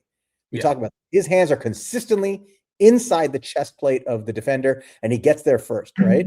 Always. He gets there first, hands are in the chest, and then he gets his legs moving, and it's over. The rep is done. You are being driven backwards at his will. He has these quick, choppy feet as a guard, which I think are excellent as a guard, right? Like he uses those feet to move he doesn't change that wide base. That base stays wide. Those feet move quickly and choppy while his hands are in the chest, and he's just driving guys wherever he feels like it. He sustains the block throughout the rep. He has perfect balance. You never see him getting thrown off balance, and he just finishes every block. He's nasty, right? His bad intentions on every rep, gets his hands on you, drives you back, and it doesn't matter. He plays through the whistle and drives people into the ground almost every play, right? Like it's just consistently driving guys into the ground, just dominating rep after rep. Cons, there's not a lot, but if there is one significant con, it is his lack of elite athleticism for a guy being talked about, where he's being talked about in the draft. He's not an elite athlete. So what does that mean? I don't think he has elite foot speed to be a climb blocker at a high level. Oh, I think he does a decent job of that when he's asked to combo block and get to the next level. He does a pretty good job there, but it's limited range. Like he's not a guy that's gonna, like we talk about some guys who run to the landmark and get there quickly. That's not him, right? He'll get there, but he's not racing there. He might not get to a landmark in time if the play develops too quickly. Right. I think you have to kind of time it with him if you're going to Mm-hmm. do it. He's a true man blocker. He's not as much as like a natural zone blocker because of that. And more importantly, pull for you very often. That's the weakness, right? Like he's not a good pull blocker. Like he just doesn't have the foot speed for it. Like I don't think you don't draft Vega Iaone to ask him to run across the line of scrimmage and take out a defensive end on the other side, because that's not his game. His game is driving and dominating the line of scrimmage straight up, right? So where the Quentin Nelson comps fall apart is right there. Like Quentin Nelson does those things. Quentin Nelson does everything. He's great. He does all this. He does all the stuff that Iaone does. Plus, he's got that athleticism, right? So that's Iaone's, like, I wouldn't say failure, but that's his one weakness in his game. Yeah. But the overall grade, I know I'm higher on him than you are, but to me, the way he plays, I have him kind of like, we argued about this last time. I have him as like sneaking in as a blue chip player, top 10 talent in my mind. How do you see him? It's funny. I might have to change my mind on the blue chip just based. We'll get into it. We'll talk about the grading system. When I graded him, I was surprised based off of the Bill Walsh, things to look for. He graded out very, very well. So we'll get into that. But yeah, I mean, I agree with everything you said. I think he's a phenomenal player. I mean, his grip strength is absolutely elite. Once he gets a hold of you, you are not getting away. He has this plays so much balance and leverage, and really you cannot push him back. He wants to bury every guy who gets across from him. His hands are always a good place. He's very good at mirroring. When he does like get to the second level and can get to his guy in time, he squares those guys up. He's not like sometimes, you can get a messy hit. Like you get it done, but it doesn't necessarily look clean. You're not taking him and driving him, but you're walling off from the running back and just getting it done. That's not him. He'll get to the next level and he'll bury you if he can get to you. Good hip drive. I'll say as far as like, no, he's not. He's going to have some limits for what you do to him. Penn State, they loved moving that dude around. They would put that dude as like a slot, and they would put him in motion before the play, get him running with the head of steam, and run right behind that dude. It was fun to watch. Brings great hand strike and pass protection. But yeah, I think the question is athleticism. I think some quicker pass rushers can give him trouble at a time. Like I said, you can slow to get to those landmarks. His effectiveness in space can be inconsistent because of that. And he can struggle with recovery sometimes. Like some of these guys who are better athletes can recover better than he can. I don't think he's beat often, but especially for like a late developing twist or something like that, if he gets a little bit too far away from a play he needs to make, he can really struggle to get back and make it. He has some slow feet that are definitely worth noting. And it makes it I will say regarding his feet, and this is where you and I debated the athleticism. I think his athleticism is plenty for what he does. It's just not, when you grade him against other people, it's not like high level. Jeremiah said very similar things to what we said: proportionate, powerful, throws guys out of the club, finishes blocks. But he mentioned one thing about his climbing to the second level, which I agree with, is that even though he doesn't have that foot speed, he takes very good angles to the second level. Like, and that's what I mean. He gets there for the most part. He always squares them up. He squares them up. He's in the right position. So it's not a negative in his game. It's just not a massive positive in his game like everything else. That's all that we're saying here. It's just, I think it limits the schemes that you're going to be able to run with him. Well, I mean, it's interesting to see how they'll do it, but you almost don't have to, right? Like he's just so good at what he does. Like if you want to run behind Vega, you just live with it. Yeah, if you want to run behind him, he's going to toss people out of the club and clear. He's going to clear like the Red Sea for you to run behind. Like he's so good at it. You're just not going to ask him necessarily to climb to like deep into the second level. That's just not his game.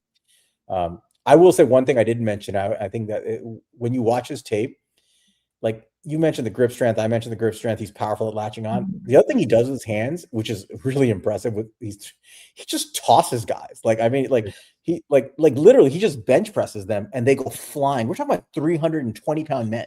Yes, And he just especially when he gets to linebackers, he'll toss them. Well, linebackers go flying off the screen.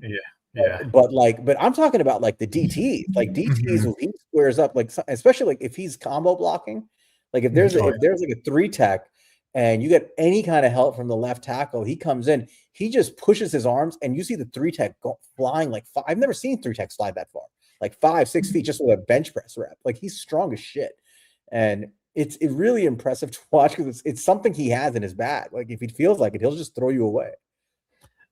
And I'll say the reality with him is something I keep in the back of my mind, where I try not to get too critical of the athleticism, is our two of our biggest misses on the interior line was not giving the fatties enough credit. Cooper Beebe, to both Cowboys. Cooper Beebe fucking went there and phenomenal right away. Tyler Smith looked like an all-pro right away this year. I mean, we didn't miss on Tyler Smith. It was Booker. Oh, I think. Who was it? Tyler Booker. Booker. Booker. Yes. Yeah. I think we have a blind spot where we value athleticism a lot more in our linemen. I think in all of our players, but especially you and I talked about this. Like this is a blind spot we realize we're missing. We might overvalue the athleticism and correspondingly undervalue just the raw power.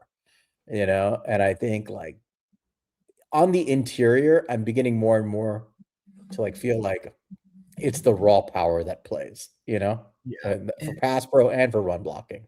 It's tough for me to like necessarily know when it's going to play and when it's not going to play, but here it's pretty obvious it's going to play. Like, this is going to play. I think you can make an argument that he is potentially the highest floor prospect in this batch of players we're discussing.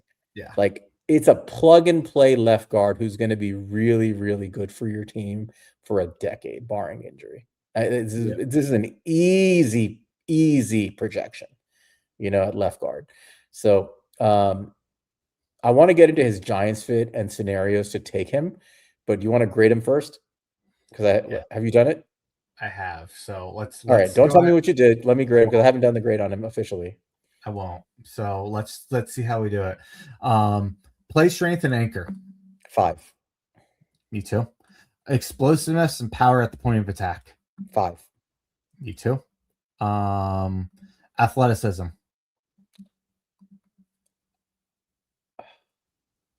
I'm gonna give him a 2. Me too. Technique and hand use. 5. Hang on. I switched off. I gave him a 4 there, but I see the 5s. Pass blocking. 5. So I gave him a 4 there. Run blocking. 4. I gave him a 3 there. I think I was a little bit overcritical, but I honestly think I was trying to knock him at this point because I was giving him. I'm being honest about how I feel about his game. Yeah. Size and frame. 5. I gave him a 4, but I could see a 5. He's like perfect size and frame. Yeah. Balance and body control.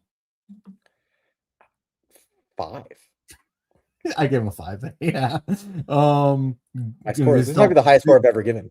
Yeah. Don't. I already know you're over 4 because I had a 4. But goon grade, this is not going to factor in. But, 5. Yep, I have 5.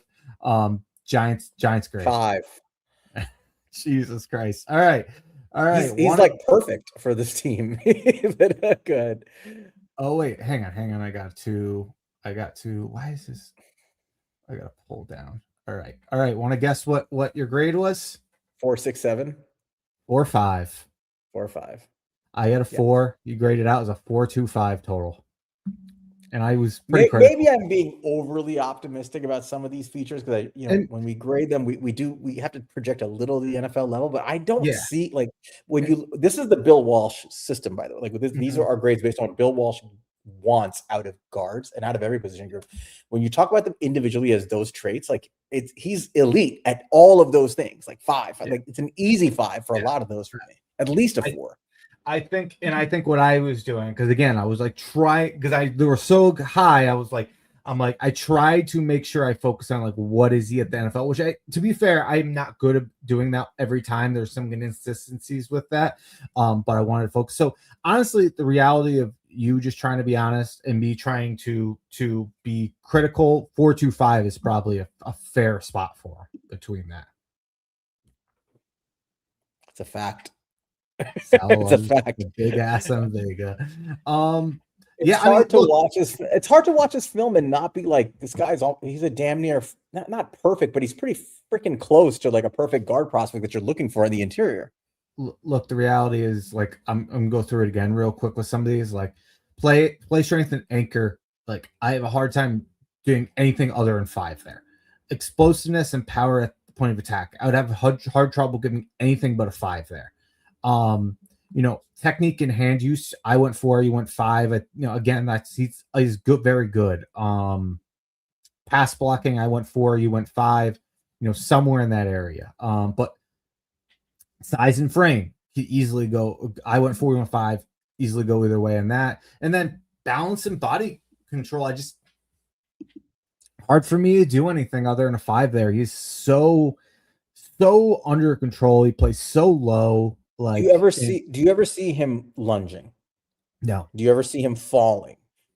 No. Right? There doesn't lunge. You never see guys grab onto his chest and pull him down. That does not happen. You never see him lunging and getting off balance. I think this is a fair way to put it. Yeah, I think who I think a better comp is actually Landon Dickerson. I like that. Because Dickerson came out as a center, but was, he went in the second round and there were injury issues. But Dickerson projected as like this dominant, like mammoth human being playing guard. And I think that's kind of where this guy is. Landon Dickerson's an all-pro. He's an all-pro guard. So I think that's kind of where I see him. Like, I don't see weaknesses in his game except like we said, like if you're asking him to be like this ridiculous run athlete, fat boy, that's not what he is, right? He's not going to run across the line of scrimmage and pull block for you. That's not his game. He's not going to necessarily climb to the second level at this like rapid pace. He'll take a good angle. He's actually like pretty good at kind of using angles to kind of shield block when he gets to the second level. He'll get there and he'll do his job. It's not where he's at his best, but like everything at the line of scrimmage is complete domination. Complete domination. This is against some really good people. Like he went against Amari Washington. That was one of his most interesting games to watch, right? They had a battle. That was like, what was that? The double overtime game or whatever against Oregon. I mean, Amari Washington was very impressive in that game because he held his own, but for the most part, he got bullied. Like he got bullied by this guy. And Amari Washington, we saw him like rip people apart. A guy that Daniel Jeremiah called offensive tackle 1 before he went back to school. He would have been DT1 in this class, I think. I think at this point, it's pretty clear he would have been DT1, when we look at how everybody else is kind of shaked out. Caden McDonald is not a pass rusher, but he's an outstanding run defender, right? And he doesn't get moved easily. Did you get a chance to watch that game? How many times did he have Caden McDonald on his ass? Over and over again. He just kept driving him to the ground. I'm like, isn't Caden McDonald like 340 pounds? He's massive. And he's driving him to the ground over and over again. I'm like, Jesus Christ, like he's overpowering this guy. I don't see any real weaknesses in his game. I think so. Here's a scenario. If the Giants wanted to take him at 5, I wouldn't be terribly upset about it, except for the fact that I don't think he's going that high because of all the other issues of edge rushers and all these guys who tend to go above him. But I do think there's a world where the Giants feel like they can trade down into the back half of the top 10, or maybe even a little bit lower than that to accumulate draft capital with Uwani squarely as their target. Do you think that's conceivable here? Yeah, I think he's the realistic trade down target. Look, I think after talking it out and grading it out, I think I have no choice but to deem him a blue chip. And if I will continue to say it, take blue chips till they're gone. and I would take him over. I'm not as high in Jeremiah Love. We've talked about that, but I would, if you took him at 5, you take him at 5. Would you take him over Sonny Styles at 5? I would not, but I Would you but take? I Would you take? Well, let me go through the guys. Would you take him over Caleb Downs at 5? I would not. Would you take him over Arvell Reese at 5? I'd consider it. That's where it gets interesting, right? For the Giants, you would obviously take him over Jeremiah Love at 5. And I like Love more than you, but I get it. Like with him, you are getting. I think I would take him over. I think I would take him over Reese. Yeah. He's that good, right? Like normally we don't talk about guards like this. What do the elite guards get? Or we're projecting him to be essentially an all-pro. Like the way we're grading him, we're like, this guy's going to be an all-pro. What do the all-pro guards get? 25 million? Yeah, about 25 million. They're going to get more than that after freaking Tyler Linderbaum broke the center market. It's going to affect things, Like you're talking about in the world, the top guards are going to be pushing 30 million within the next few years. Don't be shocked when they do. This might have been the break. You saw it with I remember people don't know, but I remember I brought it up on the show the day that the wide receiver market broke, and I can point to the day, and it was when DeAndre Hopkins got traded to the Cardinals on a very team-friendly deal, and they had to make up for that, so they kept it and they gave him an extension that was so much higher than market to make up for how little he was making on his current deal. Everybody else followed. Like 10 million, and it just went crazy. Which I don't agree with, like it dragging everybody. I personally have a problem with GMs who follow suit. I think the best GMs are the ones who can sense that happening and realize that the guy they're talking to is not worthy of that kind of, drag up effect, and they let him go. But I'm not projecting Luwani to be a guy dragged up. I think he's the guy who drags everybody else up when it's his turn. Yeah. I think he's going to be that good. He's going to be the best guard on the market when his time comes, like easily. Like if the Giants, whoever takes him, I don't see him ever hitting free agency, like ever. Maybe when he's like 36 years old, this is a guy that teams lock up and keep barring injury. I think the floor is so high here. I'd be shocked if he's a bust at the NFL level, like completely shocked if he's a bust. Yeah. I think we've talked about like high floor guys who aren't necessarily blue chips, like a Carnell Tate comes to mind, who we like, but we don't necessarily see as a blue chip. There's, I don't know, there's other guys. I mean, I think Caleb Downs is, and he is a blue chip. I think that's a decent comparison, but like, I don't know, dude. And for the record, I like what Anthony said. For people who are listening, is basically what he says. I think the Quentin Nelson comps are overblown, but I think saying he's the best guard since Q is not, and I think that's a fair way to put it. Yeah, I think I put it that way too. I think I've said that before, and again, I think he's more like in that Landon Dickerson tier of discussion in terms of like the type of guard you're going to get. But again, that's still an all-pro. That's an all-pro guard. So in any case, this is a phenomenal player. If we ended up with him somehow, especially in a trade, I mean, I think if we traded down, got some capital on day 2, maybe something for the future, and we walked away with Wani, I'm pretty sure we're going to be celebrating in the streets if that's what happened. I'm pretty sure, like ubiquitously to a man, Giants fans are going to be celebrating getting this guy and getting draft capital. If they sat at 5 and just took him, I do think they're going to be, especially depending on who's on the board, people are going to be like, was he the right pick at 5? But at the end of the day, if he becomes what I think we're saying he's likely to become, nobody's going to care. That's the reality. Yeah, I think it's funny. I think the reality is when you do a redraft of this draft, he's probably going about 5, and there's probably going to be people behind him. Like we took him at 5, there's probably going to be people behind him that jump him, and some people ahead of him that fall behind him. But he probably ends up about 5. I'd be surprised if Fernando Mendoza ends up being a top 5 player in this class. I'll be very honest. I think he's a very good player, but I'd be surprised when all is said and done if we do a redraft, you're going to be saying, "Oh, it's Fernando Mendoza still a top 5 player." I'd be kind of surprised by that. Yeah, I mean, if he's good enough as a quarterback, he'll still go top 5. But I hear you. I think he's a very good quarterback. I don't know if that's how he'll be looked right in a couple of years. We'll see. I think David Bailey is a guy that we're going to look at and say maybe he shouldn't have gone top 5. I think Arvell Reese has some bust potential there, because depending on how he gets used, right? Yeah, I worry about the team that drafts him. Right.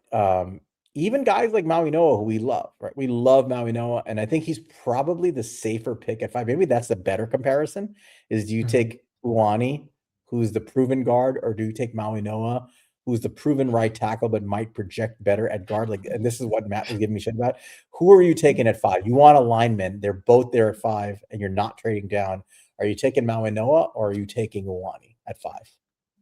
Now that we've done the grading, now that you've watched more film, who are you taking? It's tough. It's tough because I do value the tackle position. You know, is there a world that maybe Maui Noah ends up a little bit higher for me if he's playing guard? I don't know. That's possible.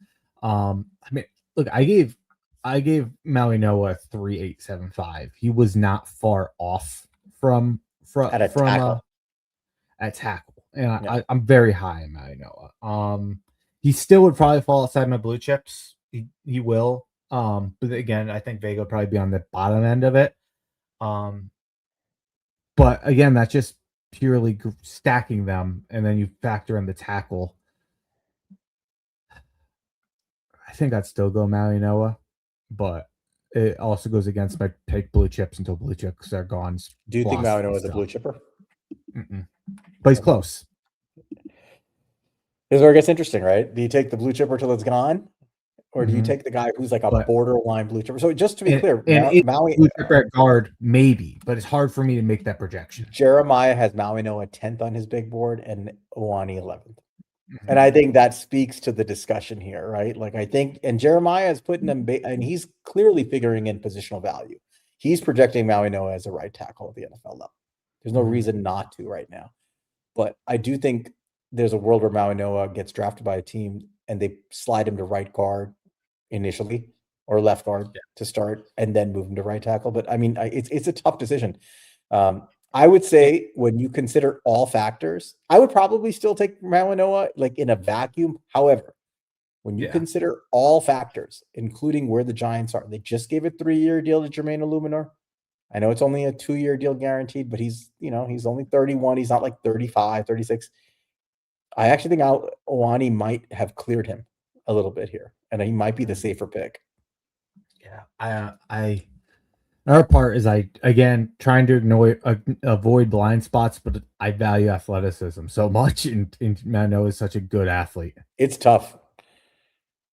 It's a tough decision, and it's going to come down to what they value. If this is what they're thinking, right? If they're like, we're not taking defense here, we're taking an offensive lineman. We really want a lineman here. I think it's gonna be a fascinating discussion. I'll be honest, man. I think they're looking, if they're going to take somebody here, I think they're going to take a guard.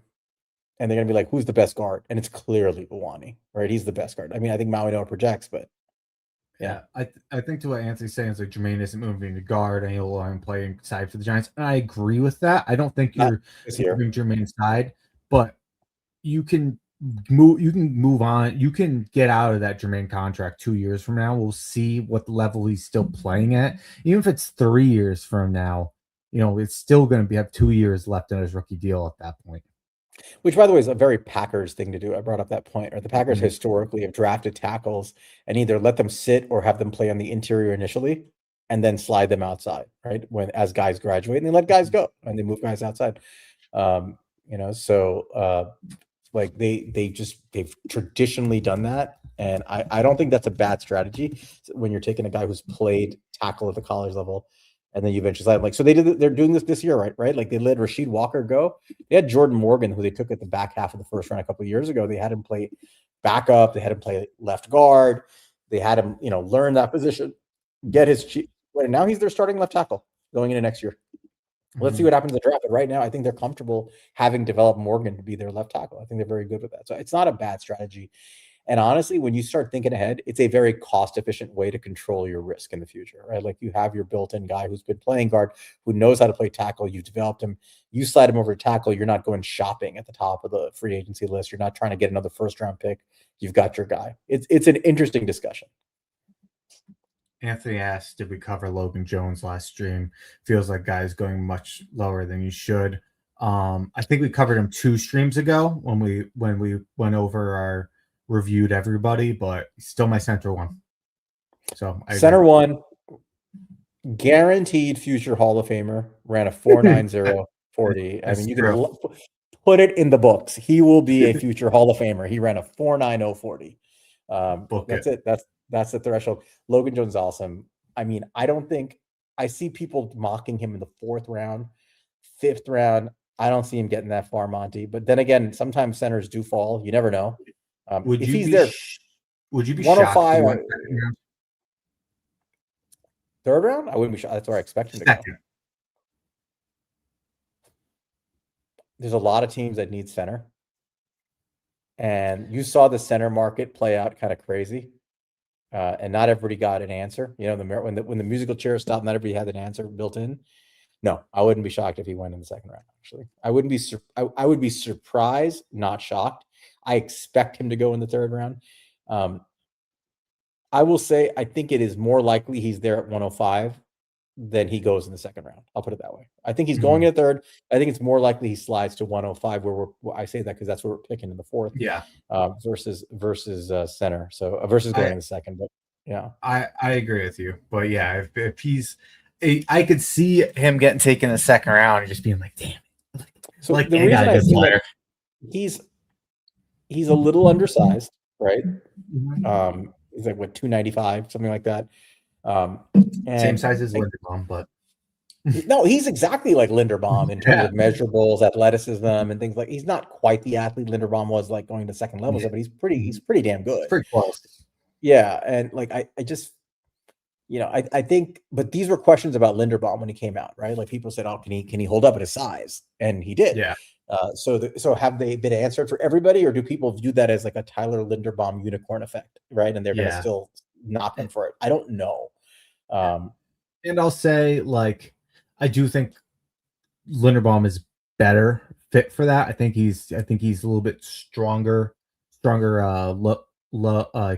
level, and I think that, you know, he has that wrestling background, so that helps him a lot. Yeah, it's going to be interesting where he goes. I agree with Anthony that his tape and his production merits 2nd round consideration. I'm just going by you're asking where do I think he's going to go. I always feel like these guys are going to go higher than the big boards have them, and then the big boards are often right. Yeah. And so the big boards have him right around like pick 100 and something, right? Like 100 to 120 in that range. I think that's kind of where he lands. So again, I think it's more likely he's there available for us at 105 than he goes in the 2nd round. Trust me, I'd be thrilled if that happened. Hell, we thought Marcus Bowe might go in the freaking like top of the 3rd round last year. Yeah, I mean, we got him in the middle of the 5th. You know, so like it happens, right? The guys who are like, you're like, how did this guy fall? And obviously he's more valuable than a 5th round pick. So like it happens every year. So I can see Logan Jones falling and us wanting to jump on, especially Harbaugh, who had freaking Linderbaum all those years, wanted to bring him here. Yeah. You can't tell me he watched Logan Jones and didn't think I can recreate some of the magic here with this guy. So anyway, yeah, Linderbaum is 290 coming out. Jones is 299. Yeah, I think that they're similar. You know, Jones is a little bit bigger. I think Linderbaum is a little bit more athletic, a little more fluid going into the 2nd level. But they're close. All right, last guy. And we're doing the last guy for the sake of our buddy. This is for my buddy Big Blue Goon. We weren't going to go over him, but he asked about him on the timeline. I said, we'll do this for you. For those who don't follow him, follow the Goon. He's a ridiculous, amazing follow. He's fun. He's now one of the favorite, like the PFF guys loved him before PFF died a few days ago. Can we talk about that for a second?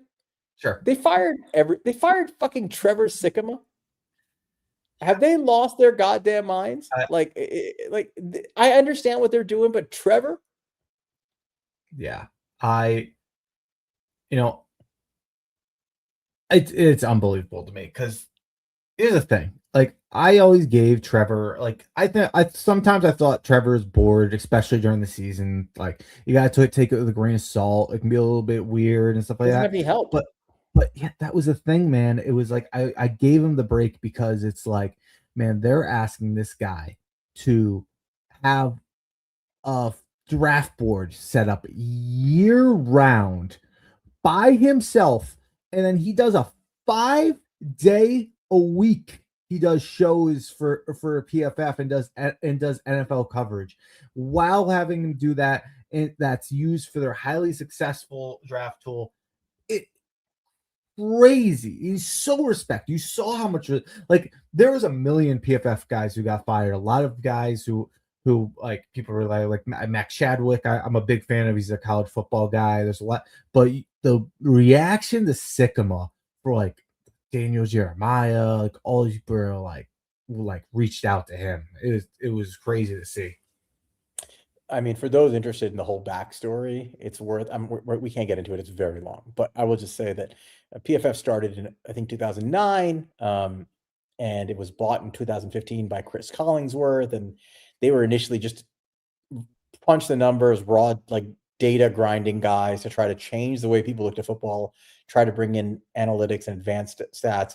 As Collingsworth tried to monetize it over time, they changed leadership and they became more front facing to the consumer, where they were doing more podcasts and they were doing more like,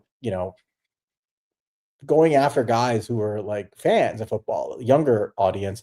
And that wasn't Collingsworth. Those were like some of the original guys like Sam Monson and others who put in the work for that. And then over time, like, all the old guys got replaced. Sycamore was one of the few guys, like, when they brought him on, like, he was holding the fort down along with like the background data guys, but they just got acquired by Teamworks, which is like a VC firm that's trying to combine various sports analytics sites. And they just dumped everybody on the customer facing side, meaning people like us. And they're holding on to the data guys.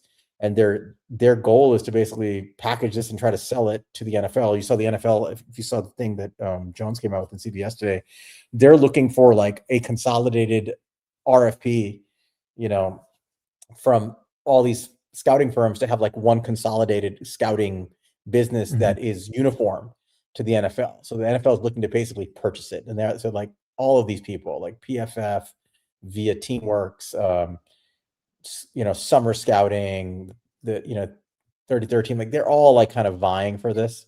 And the NFL wants to like standardize this because the NFL is like the biggest billionaire socialist club there is. Like, they can't allow anybody to fall behind. Everybody has to have the same data, same everything, same money. That's where this is kind of headed, but I do think it's going to harm the product that actually got fans engaged. It really is going to hurt it. And I don't know where these guys are going, Monty, but like, I think there's this huge market for all these guys who are quality people let go to like form a team and actually, if they want to do it, I know they have bills to pay, but actually create a whole new like front facing, customer facing product. I think people would buy it. Yeah, they could. I would love to see it. I think there's gonna be a lot of Patreons and whatnot. We'll see. I wish all these guys luck, man. It sucks to see.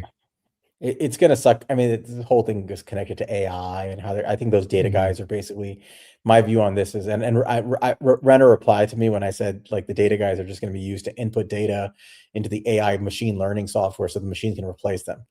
And he's like, yeah, and Renner replied, that's a real concern in the industry, right? Like, they have a job for like a year and then they're going to be told, oh, the machine now knows what you know, so get out, and then they're fired too. So there's going to be this niche market of people who want actual analysts to do it and not like shitty AI products to do it. And I think these guys have an opportunity. We'll see what they do. I mean, they all have families and rents to pay and stuff. So I understand like they may just all go their own separate way just to pay the bills, but man, is there an opportunity to gobble some of these guys up and create something incredible.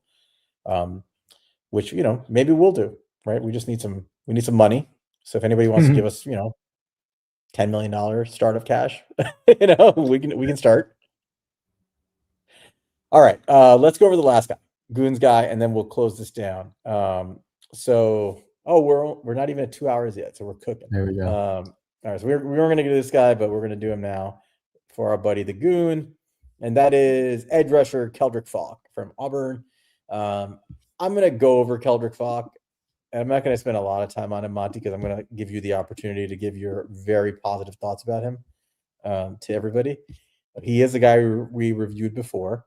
So quickly, he is 6'6", 200. He came in at 270 at the combine. I think he played at 285. He's a big dude. He's only 20 years old, so he's young. He had an overall grade of 75.8 this year, had a total of 2 sacks, 30 pressures, 2 batted balls. Most of those were hurries, but he had a good run defense grade of 85.5 with an 8.6% run stop rate. And his pass rush win rate as an edge rusher was 11.6%, not what you want to see from a pass rusher. But I'll give you his pros and cons. Pros, I think he does have elite measurables, and he has a massive wingspan. I think he does play with this kind of like hair on fire, nonstop motor. They line him up all over the D line at Auburn. I mean, he has this crazy 4-point stance, which you don't see a lot of. He's actually pretty decent out of it. I've seen him lined up at nose all the way out to like wide 9. Mostly I see him lined up over tackle and a little bit outside tackle, often with his hand in the dirt. When he's rushing as an outside linebacker, he does have the ability to just because he has his size, just build up a lot of momentum, and he can overpower people when he has that rare opportunity to do it. And he has like a fighter's mentality. He gets blocked, but he will fight through blocks. He tries to, especially when he's playing inside, it's like he's playing bumper cars. Like he will bounce between guards and tackles and try to get his hands on the ball carrier. And he does a good job of taking on double teams and still disengaging when he can to stop ball carriers, especially in the run game. I think he's very strong in run support. I think he has that kind of dog mentality playing in run support as an edge, as everything from like a really more like a 4-eye to like a 3-tech, sometimes outside the tackle. But he plays with his hair on fire. He's a tenacious kind of football player. I think he's a little bit of a throwback as a D lineman. Here are the cons. He has like no burst at the snap. Like he's slow. Get off is slow. He has no pass rush plan. He gets up there. He doesn't know what he's doing when he hits the tackle for a pass rush. And it shows he has like no pass rush production. He gets no pressures, no sacks, no nothing. He has no refinement in the game to get to the quarterback. He doesn't have any elite explosive athletic traits that show on film, and that's going to definitely limit his upside. Some guys don't have the production, but you can see the upside in their athleticism. He doesn't have any of that. Overall, I gave him a second-round grade. I think he's a starter as more of like a run-stopping edge who can suit up more like on an even front. I do think he can play in an even front as like a 4-eye type player with his hand in the dirt, both hands in the dirt. But I like his dogged old school throwback football mentality, but I think that's kind of what he is. I don't think he's like a number 1 edge. There you go. All right, your turn. No. Let's see. He's a powerful defender. I thought he used his arm length well. I think he uses really good leverage. I think that's one good strength is I felt he always has good leverage, especially for guys tall as he is. I actually thought he's far from an elite first step, but I thought he had a pretty explosive first step, to be honest, because I thought he's a really good gap penetrator. I thought that's one like the main way he wins. I thought he could shoot gaps. Interior alignment, essentially, you're saying. Yeah. He shows the ability to dip and kind of split those blockers. He's good rip move. You can tempo his rushes to kind of like set up tackles, get some hands in the playoff to passing lanes. Like you said, he's a high motor player. He's strong at the point of attack. He can kind of hold his own there, especially using his leverage. Like you said, versatile defender. He plays all over the line. In the negatives, he has no bend. He can't really use him as a speed rusher because he just doesn't have any bend. Yes. He doesn't have pushback. He can hold at the line of scrimmage. He's like fucking like we talk about like Caden McDonald. He just holds. He just stays. Like there is no pushback, despite his size and strength. Dude squats 700 pounds and has good leverage, and I don't know why he doesn't collapse pocket more. Counter moves are undeveloped, and he can stall out completely when his first initial move is stopped. Gets caught in blocks too often, consistently with lack consistent disengagement in traffic. Finds himself out of position too often in the run game, missing opportunities to play well. He's a good athlete, but he's not an elite athlete. I mean, do you want to bother grading him again? We graded him before, right? Yeah, I mean, I probably have no changes, but you want me to just read what we had on him? Sure. Explosive quickness, I had a 3, you had a 4. Hands/pass rush moves, we both had 3s. Bend, I had a 2, you had a 3. Strength, we both had 4s. Disruption/pressure, we both had 3. Run defense, edge setting, we both had 4. Drop coverage, I had 2, you had 3. Pad level, we both had 4. Yeah, I mean, he grades out okay. 3, 3.5, something like that, 3.3. You had a something like that. 3.5. I had 3.125. So like a 3 total or something like that, right? So that's exactly what I think I think that's what he is, right? I think he's a slightly above average player. If you think of him as like an edge two who's a run defender, I think that's how you look at him. But I think he's a very limited fit player. That's my issue with him. Like I like his like play. I think I'd probably upgrade him because I just like his play style and his demeanor. You know, I do. He's got that dogged mentality where he doesn't give up on plays, and you can see his speed.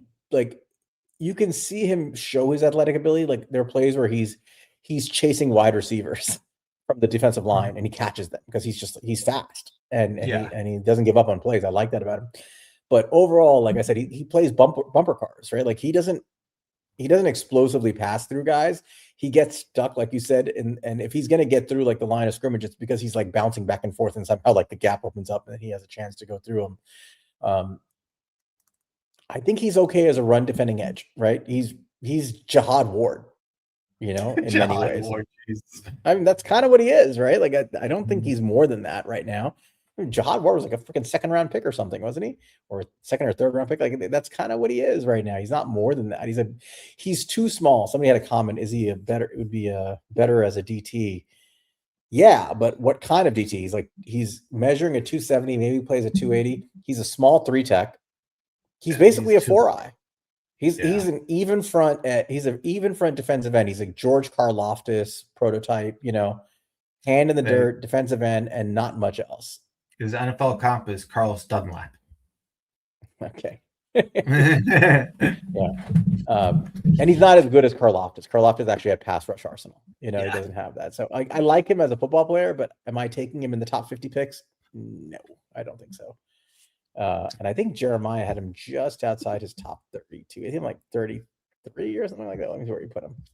He put him at 31, actually. Just let him in. I remember when we reviewed him last time, he was like top 5, like in fucking Brugger's list over like Bane. I was like, what the fuck are we doing here? So this is what Jeremiah wrote. Faulk is a versatile defensive lineman with an ideal frame and length. We agree. Aligned up and down the front in Auburn scheme. Agreed. Lacks ideal twitch and explosion, but he's very loose, fluid mover. I don't know if I agree with that part, but okay, I'll trust him. As a pass rusher, he doesn't have an elite get up, but still finds a way to win with a swooping arm over or steady pocket push. I didn't see him win a lot at all as a pass rusher, but okay. If he shot the gap right well enough. He doesn't always have a plan, I agree, which impacts his production. Against the run, he can stack and hold the point of attack because of his length and balance. We both agree there. He'll shoot gaps at times and provide penetration to force negative plays. We just said that. His effort is good. Coaches rave about his character and work ethic. Overall, I was hoping he would play with more ferocity, but there's a lot to dream about with this potential. All right, so he's basically projecting him based on his measurables as like a late day one prospect. I don't think he's somebody I would take on day one, but you see guys like this go at the back half of the first round all the time. Again, I think there's a good football player in there somewhere, but I want to be honest and fair. I think you're getting a Jihad Ward type player here. I really do. I mean, yeah, maybe there's more upside, but that's the player he is right now. I think that's what you're getting. Except he won't block you on Twitter. I don't know if he's going to block me on Twitter. What if he blocks me on Twitter? Then what? For no reason. Yeah. All right. We are at 2 hours and 2 minutes and 59 seconds. You got anything else where we close the sucker out? No, I don't think so. We'll keep kind of chugging along here. Me and you gotta get through some of these last few guys, at least in our top 50, and then we'll be back next week with KSIXI. Quick question here: Hunter or Woods at 37? I'm going Peter Woods. Yeah, can't. I think he was a victim of the Clemson defensive scheme this year. That's a whole other discussion, as were all those guys. 1K views. Make sure you like and sub to the YouTube channel. Thank you, Anthony. Please, if you haven't already, hit the like button, hit the subscribe button. Follow us on He's a Giant Pod at He's a Giant Pod. Follow Monty at MONTECRI5TO. Follow me at Queens_guy. Next week we are going to be here again, going over our top. I guess 100 is what he wants to do. Reveal. We've done like 76. He said we'll do 50 probably. Maybe we'll do. We'll at least do 50. Our top 50, and we'll go from there. Because that's a lot of people to have to like go through, and it's tough to go through an episode. We're going to be here with KSIXI next week. Always a fun episode. Thank you guys for being here. Appreciate you as always. Until we see you next week, go Giants. Go Giants.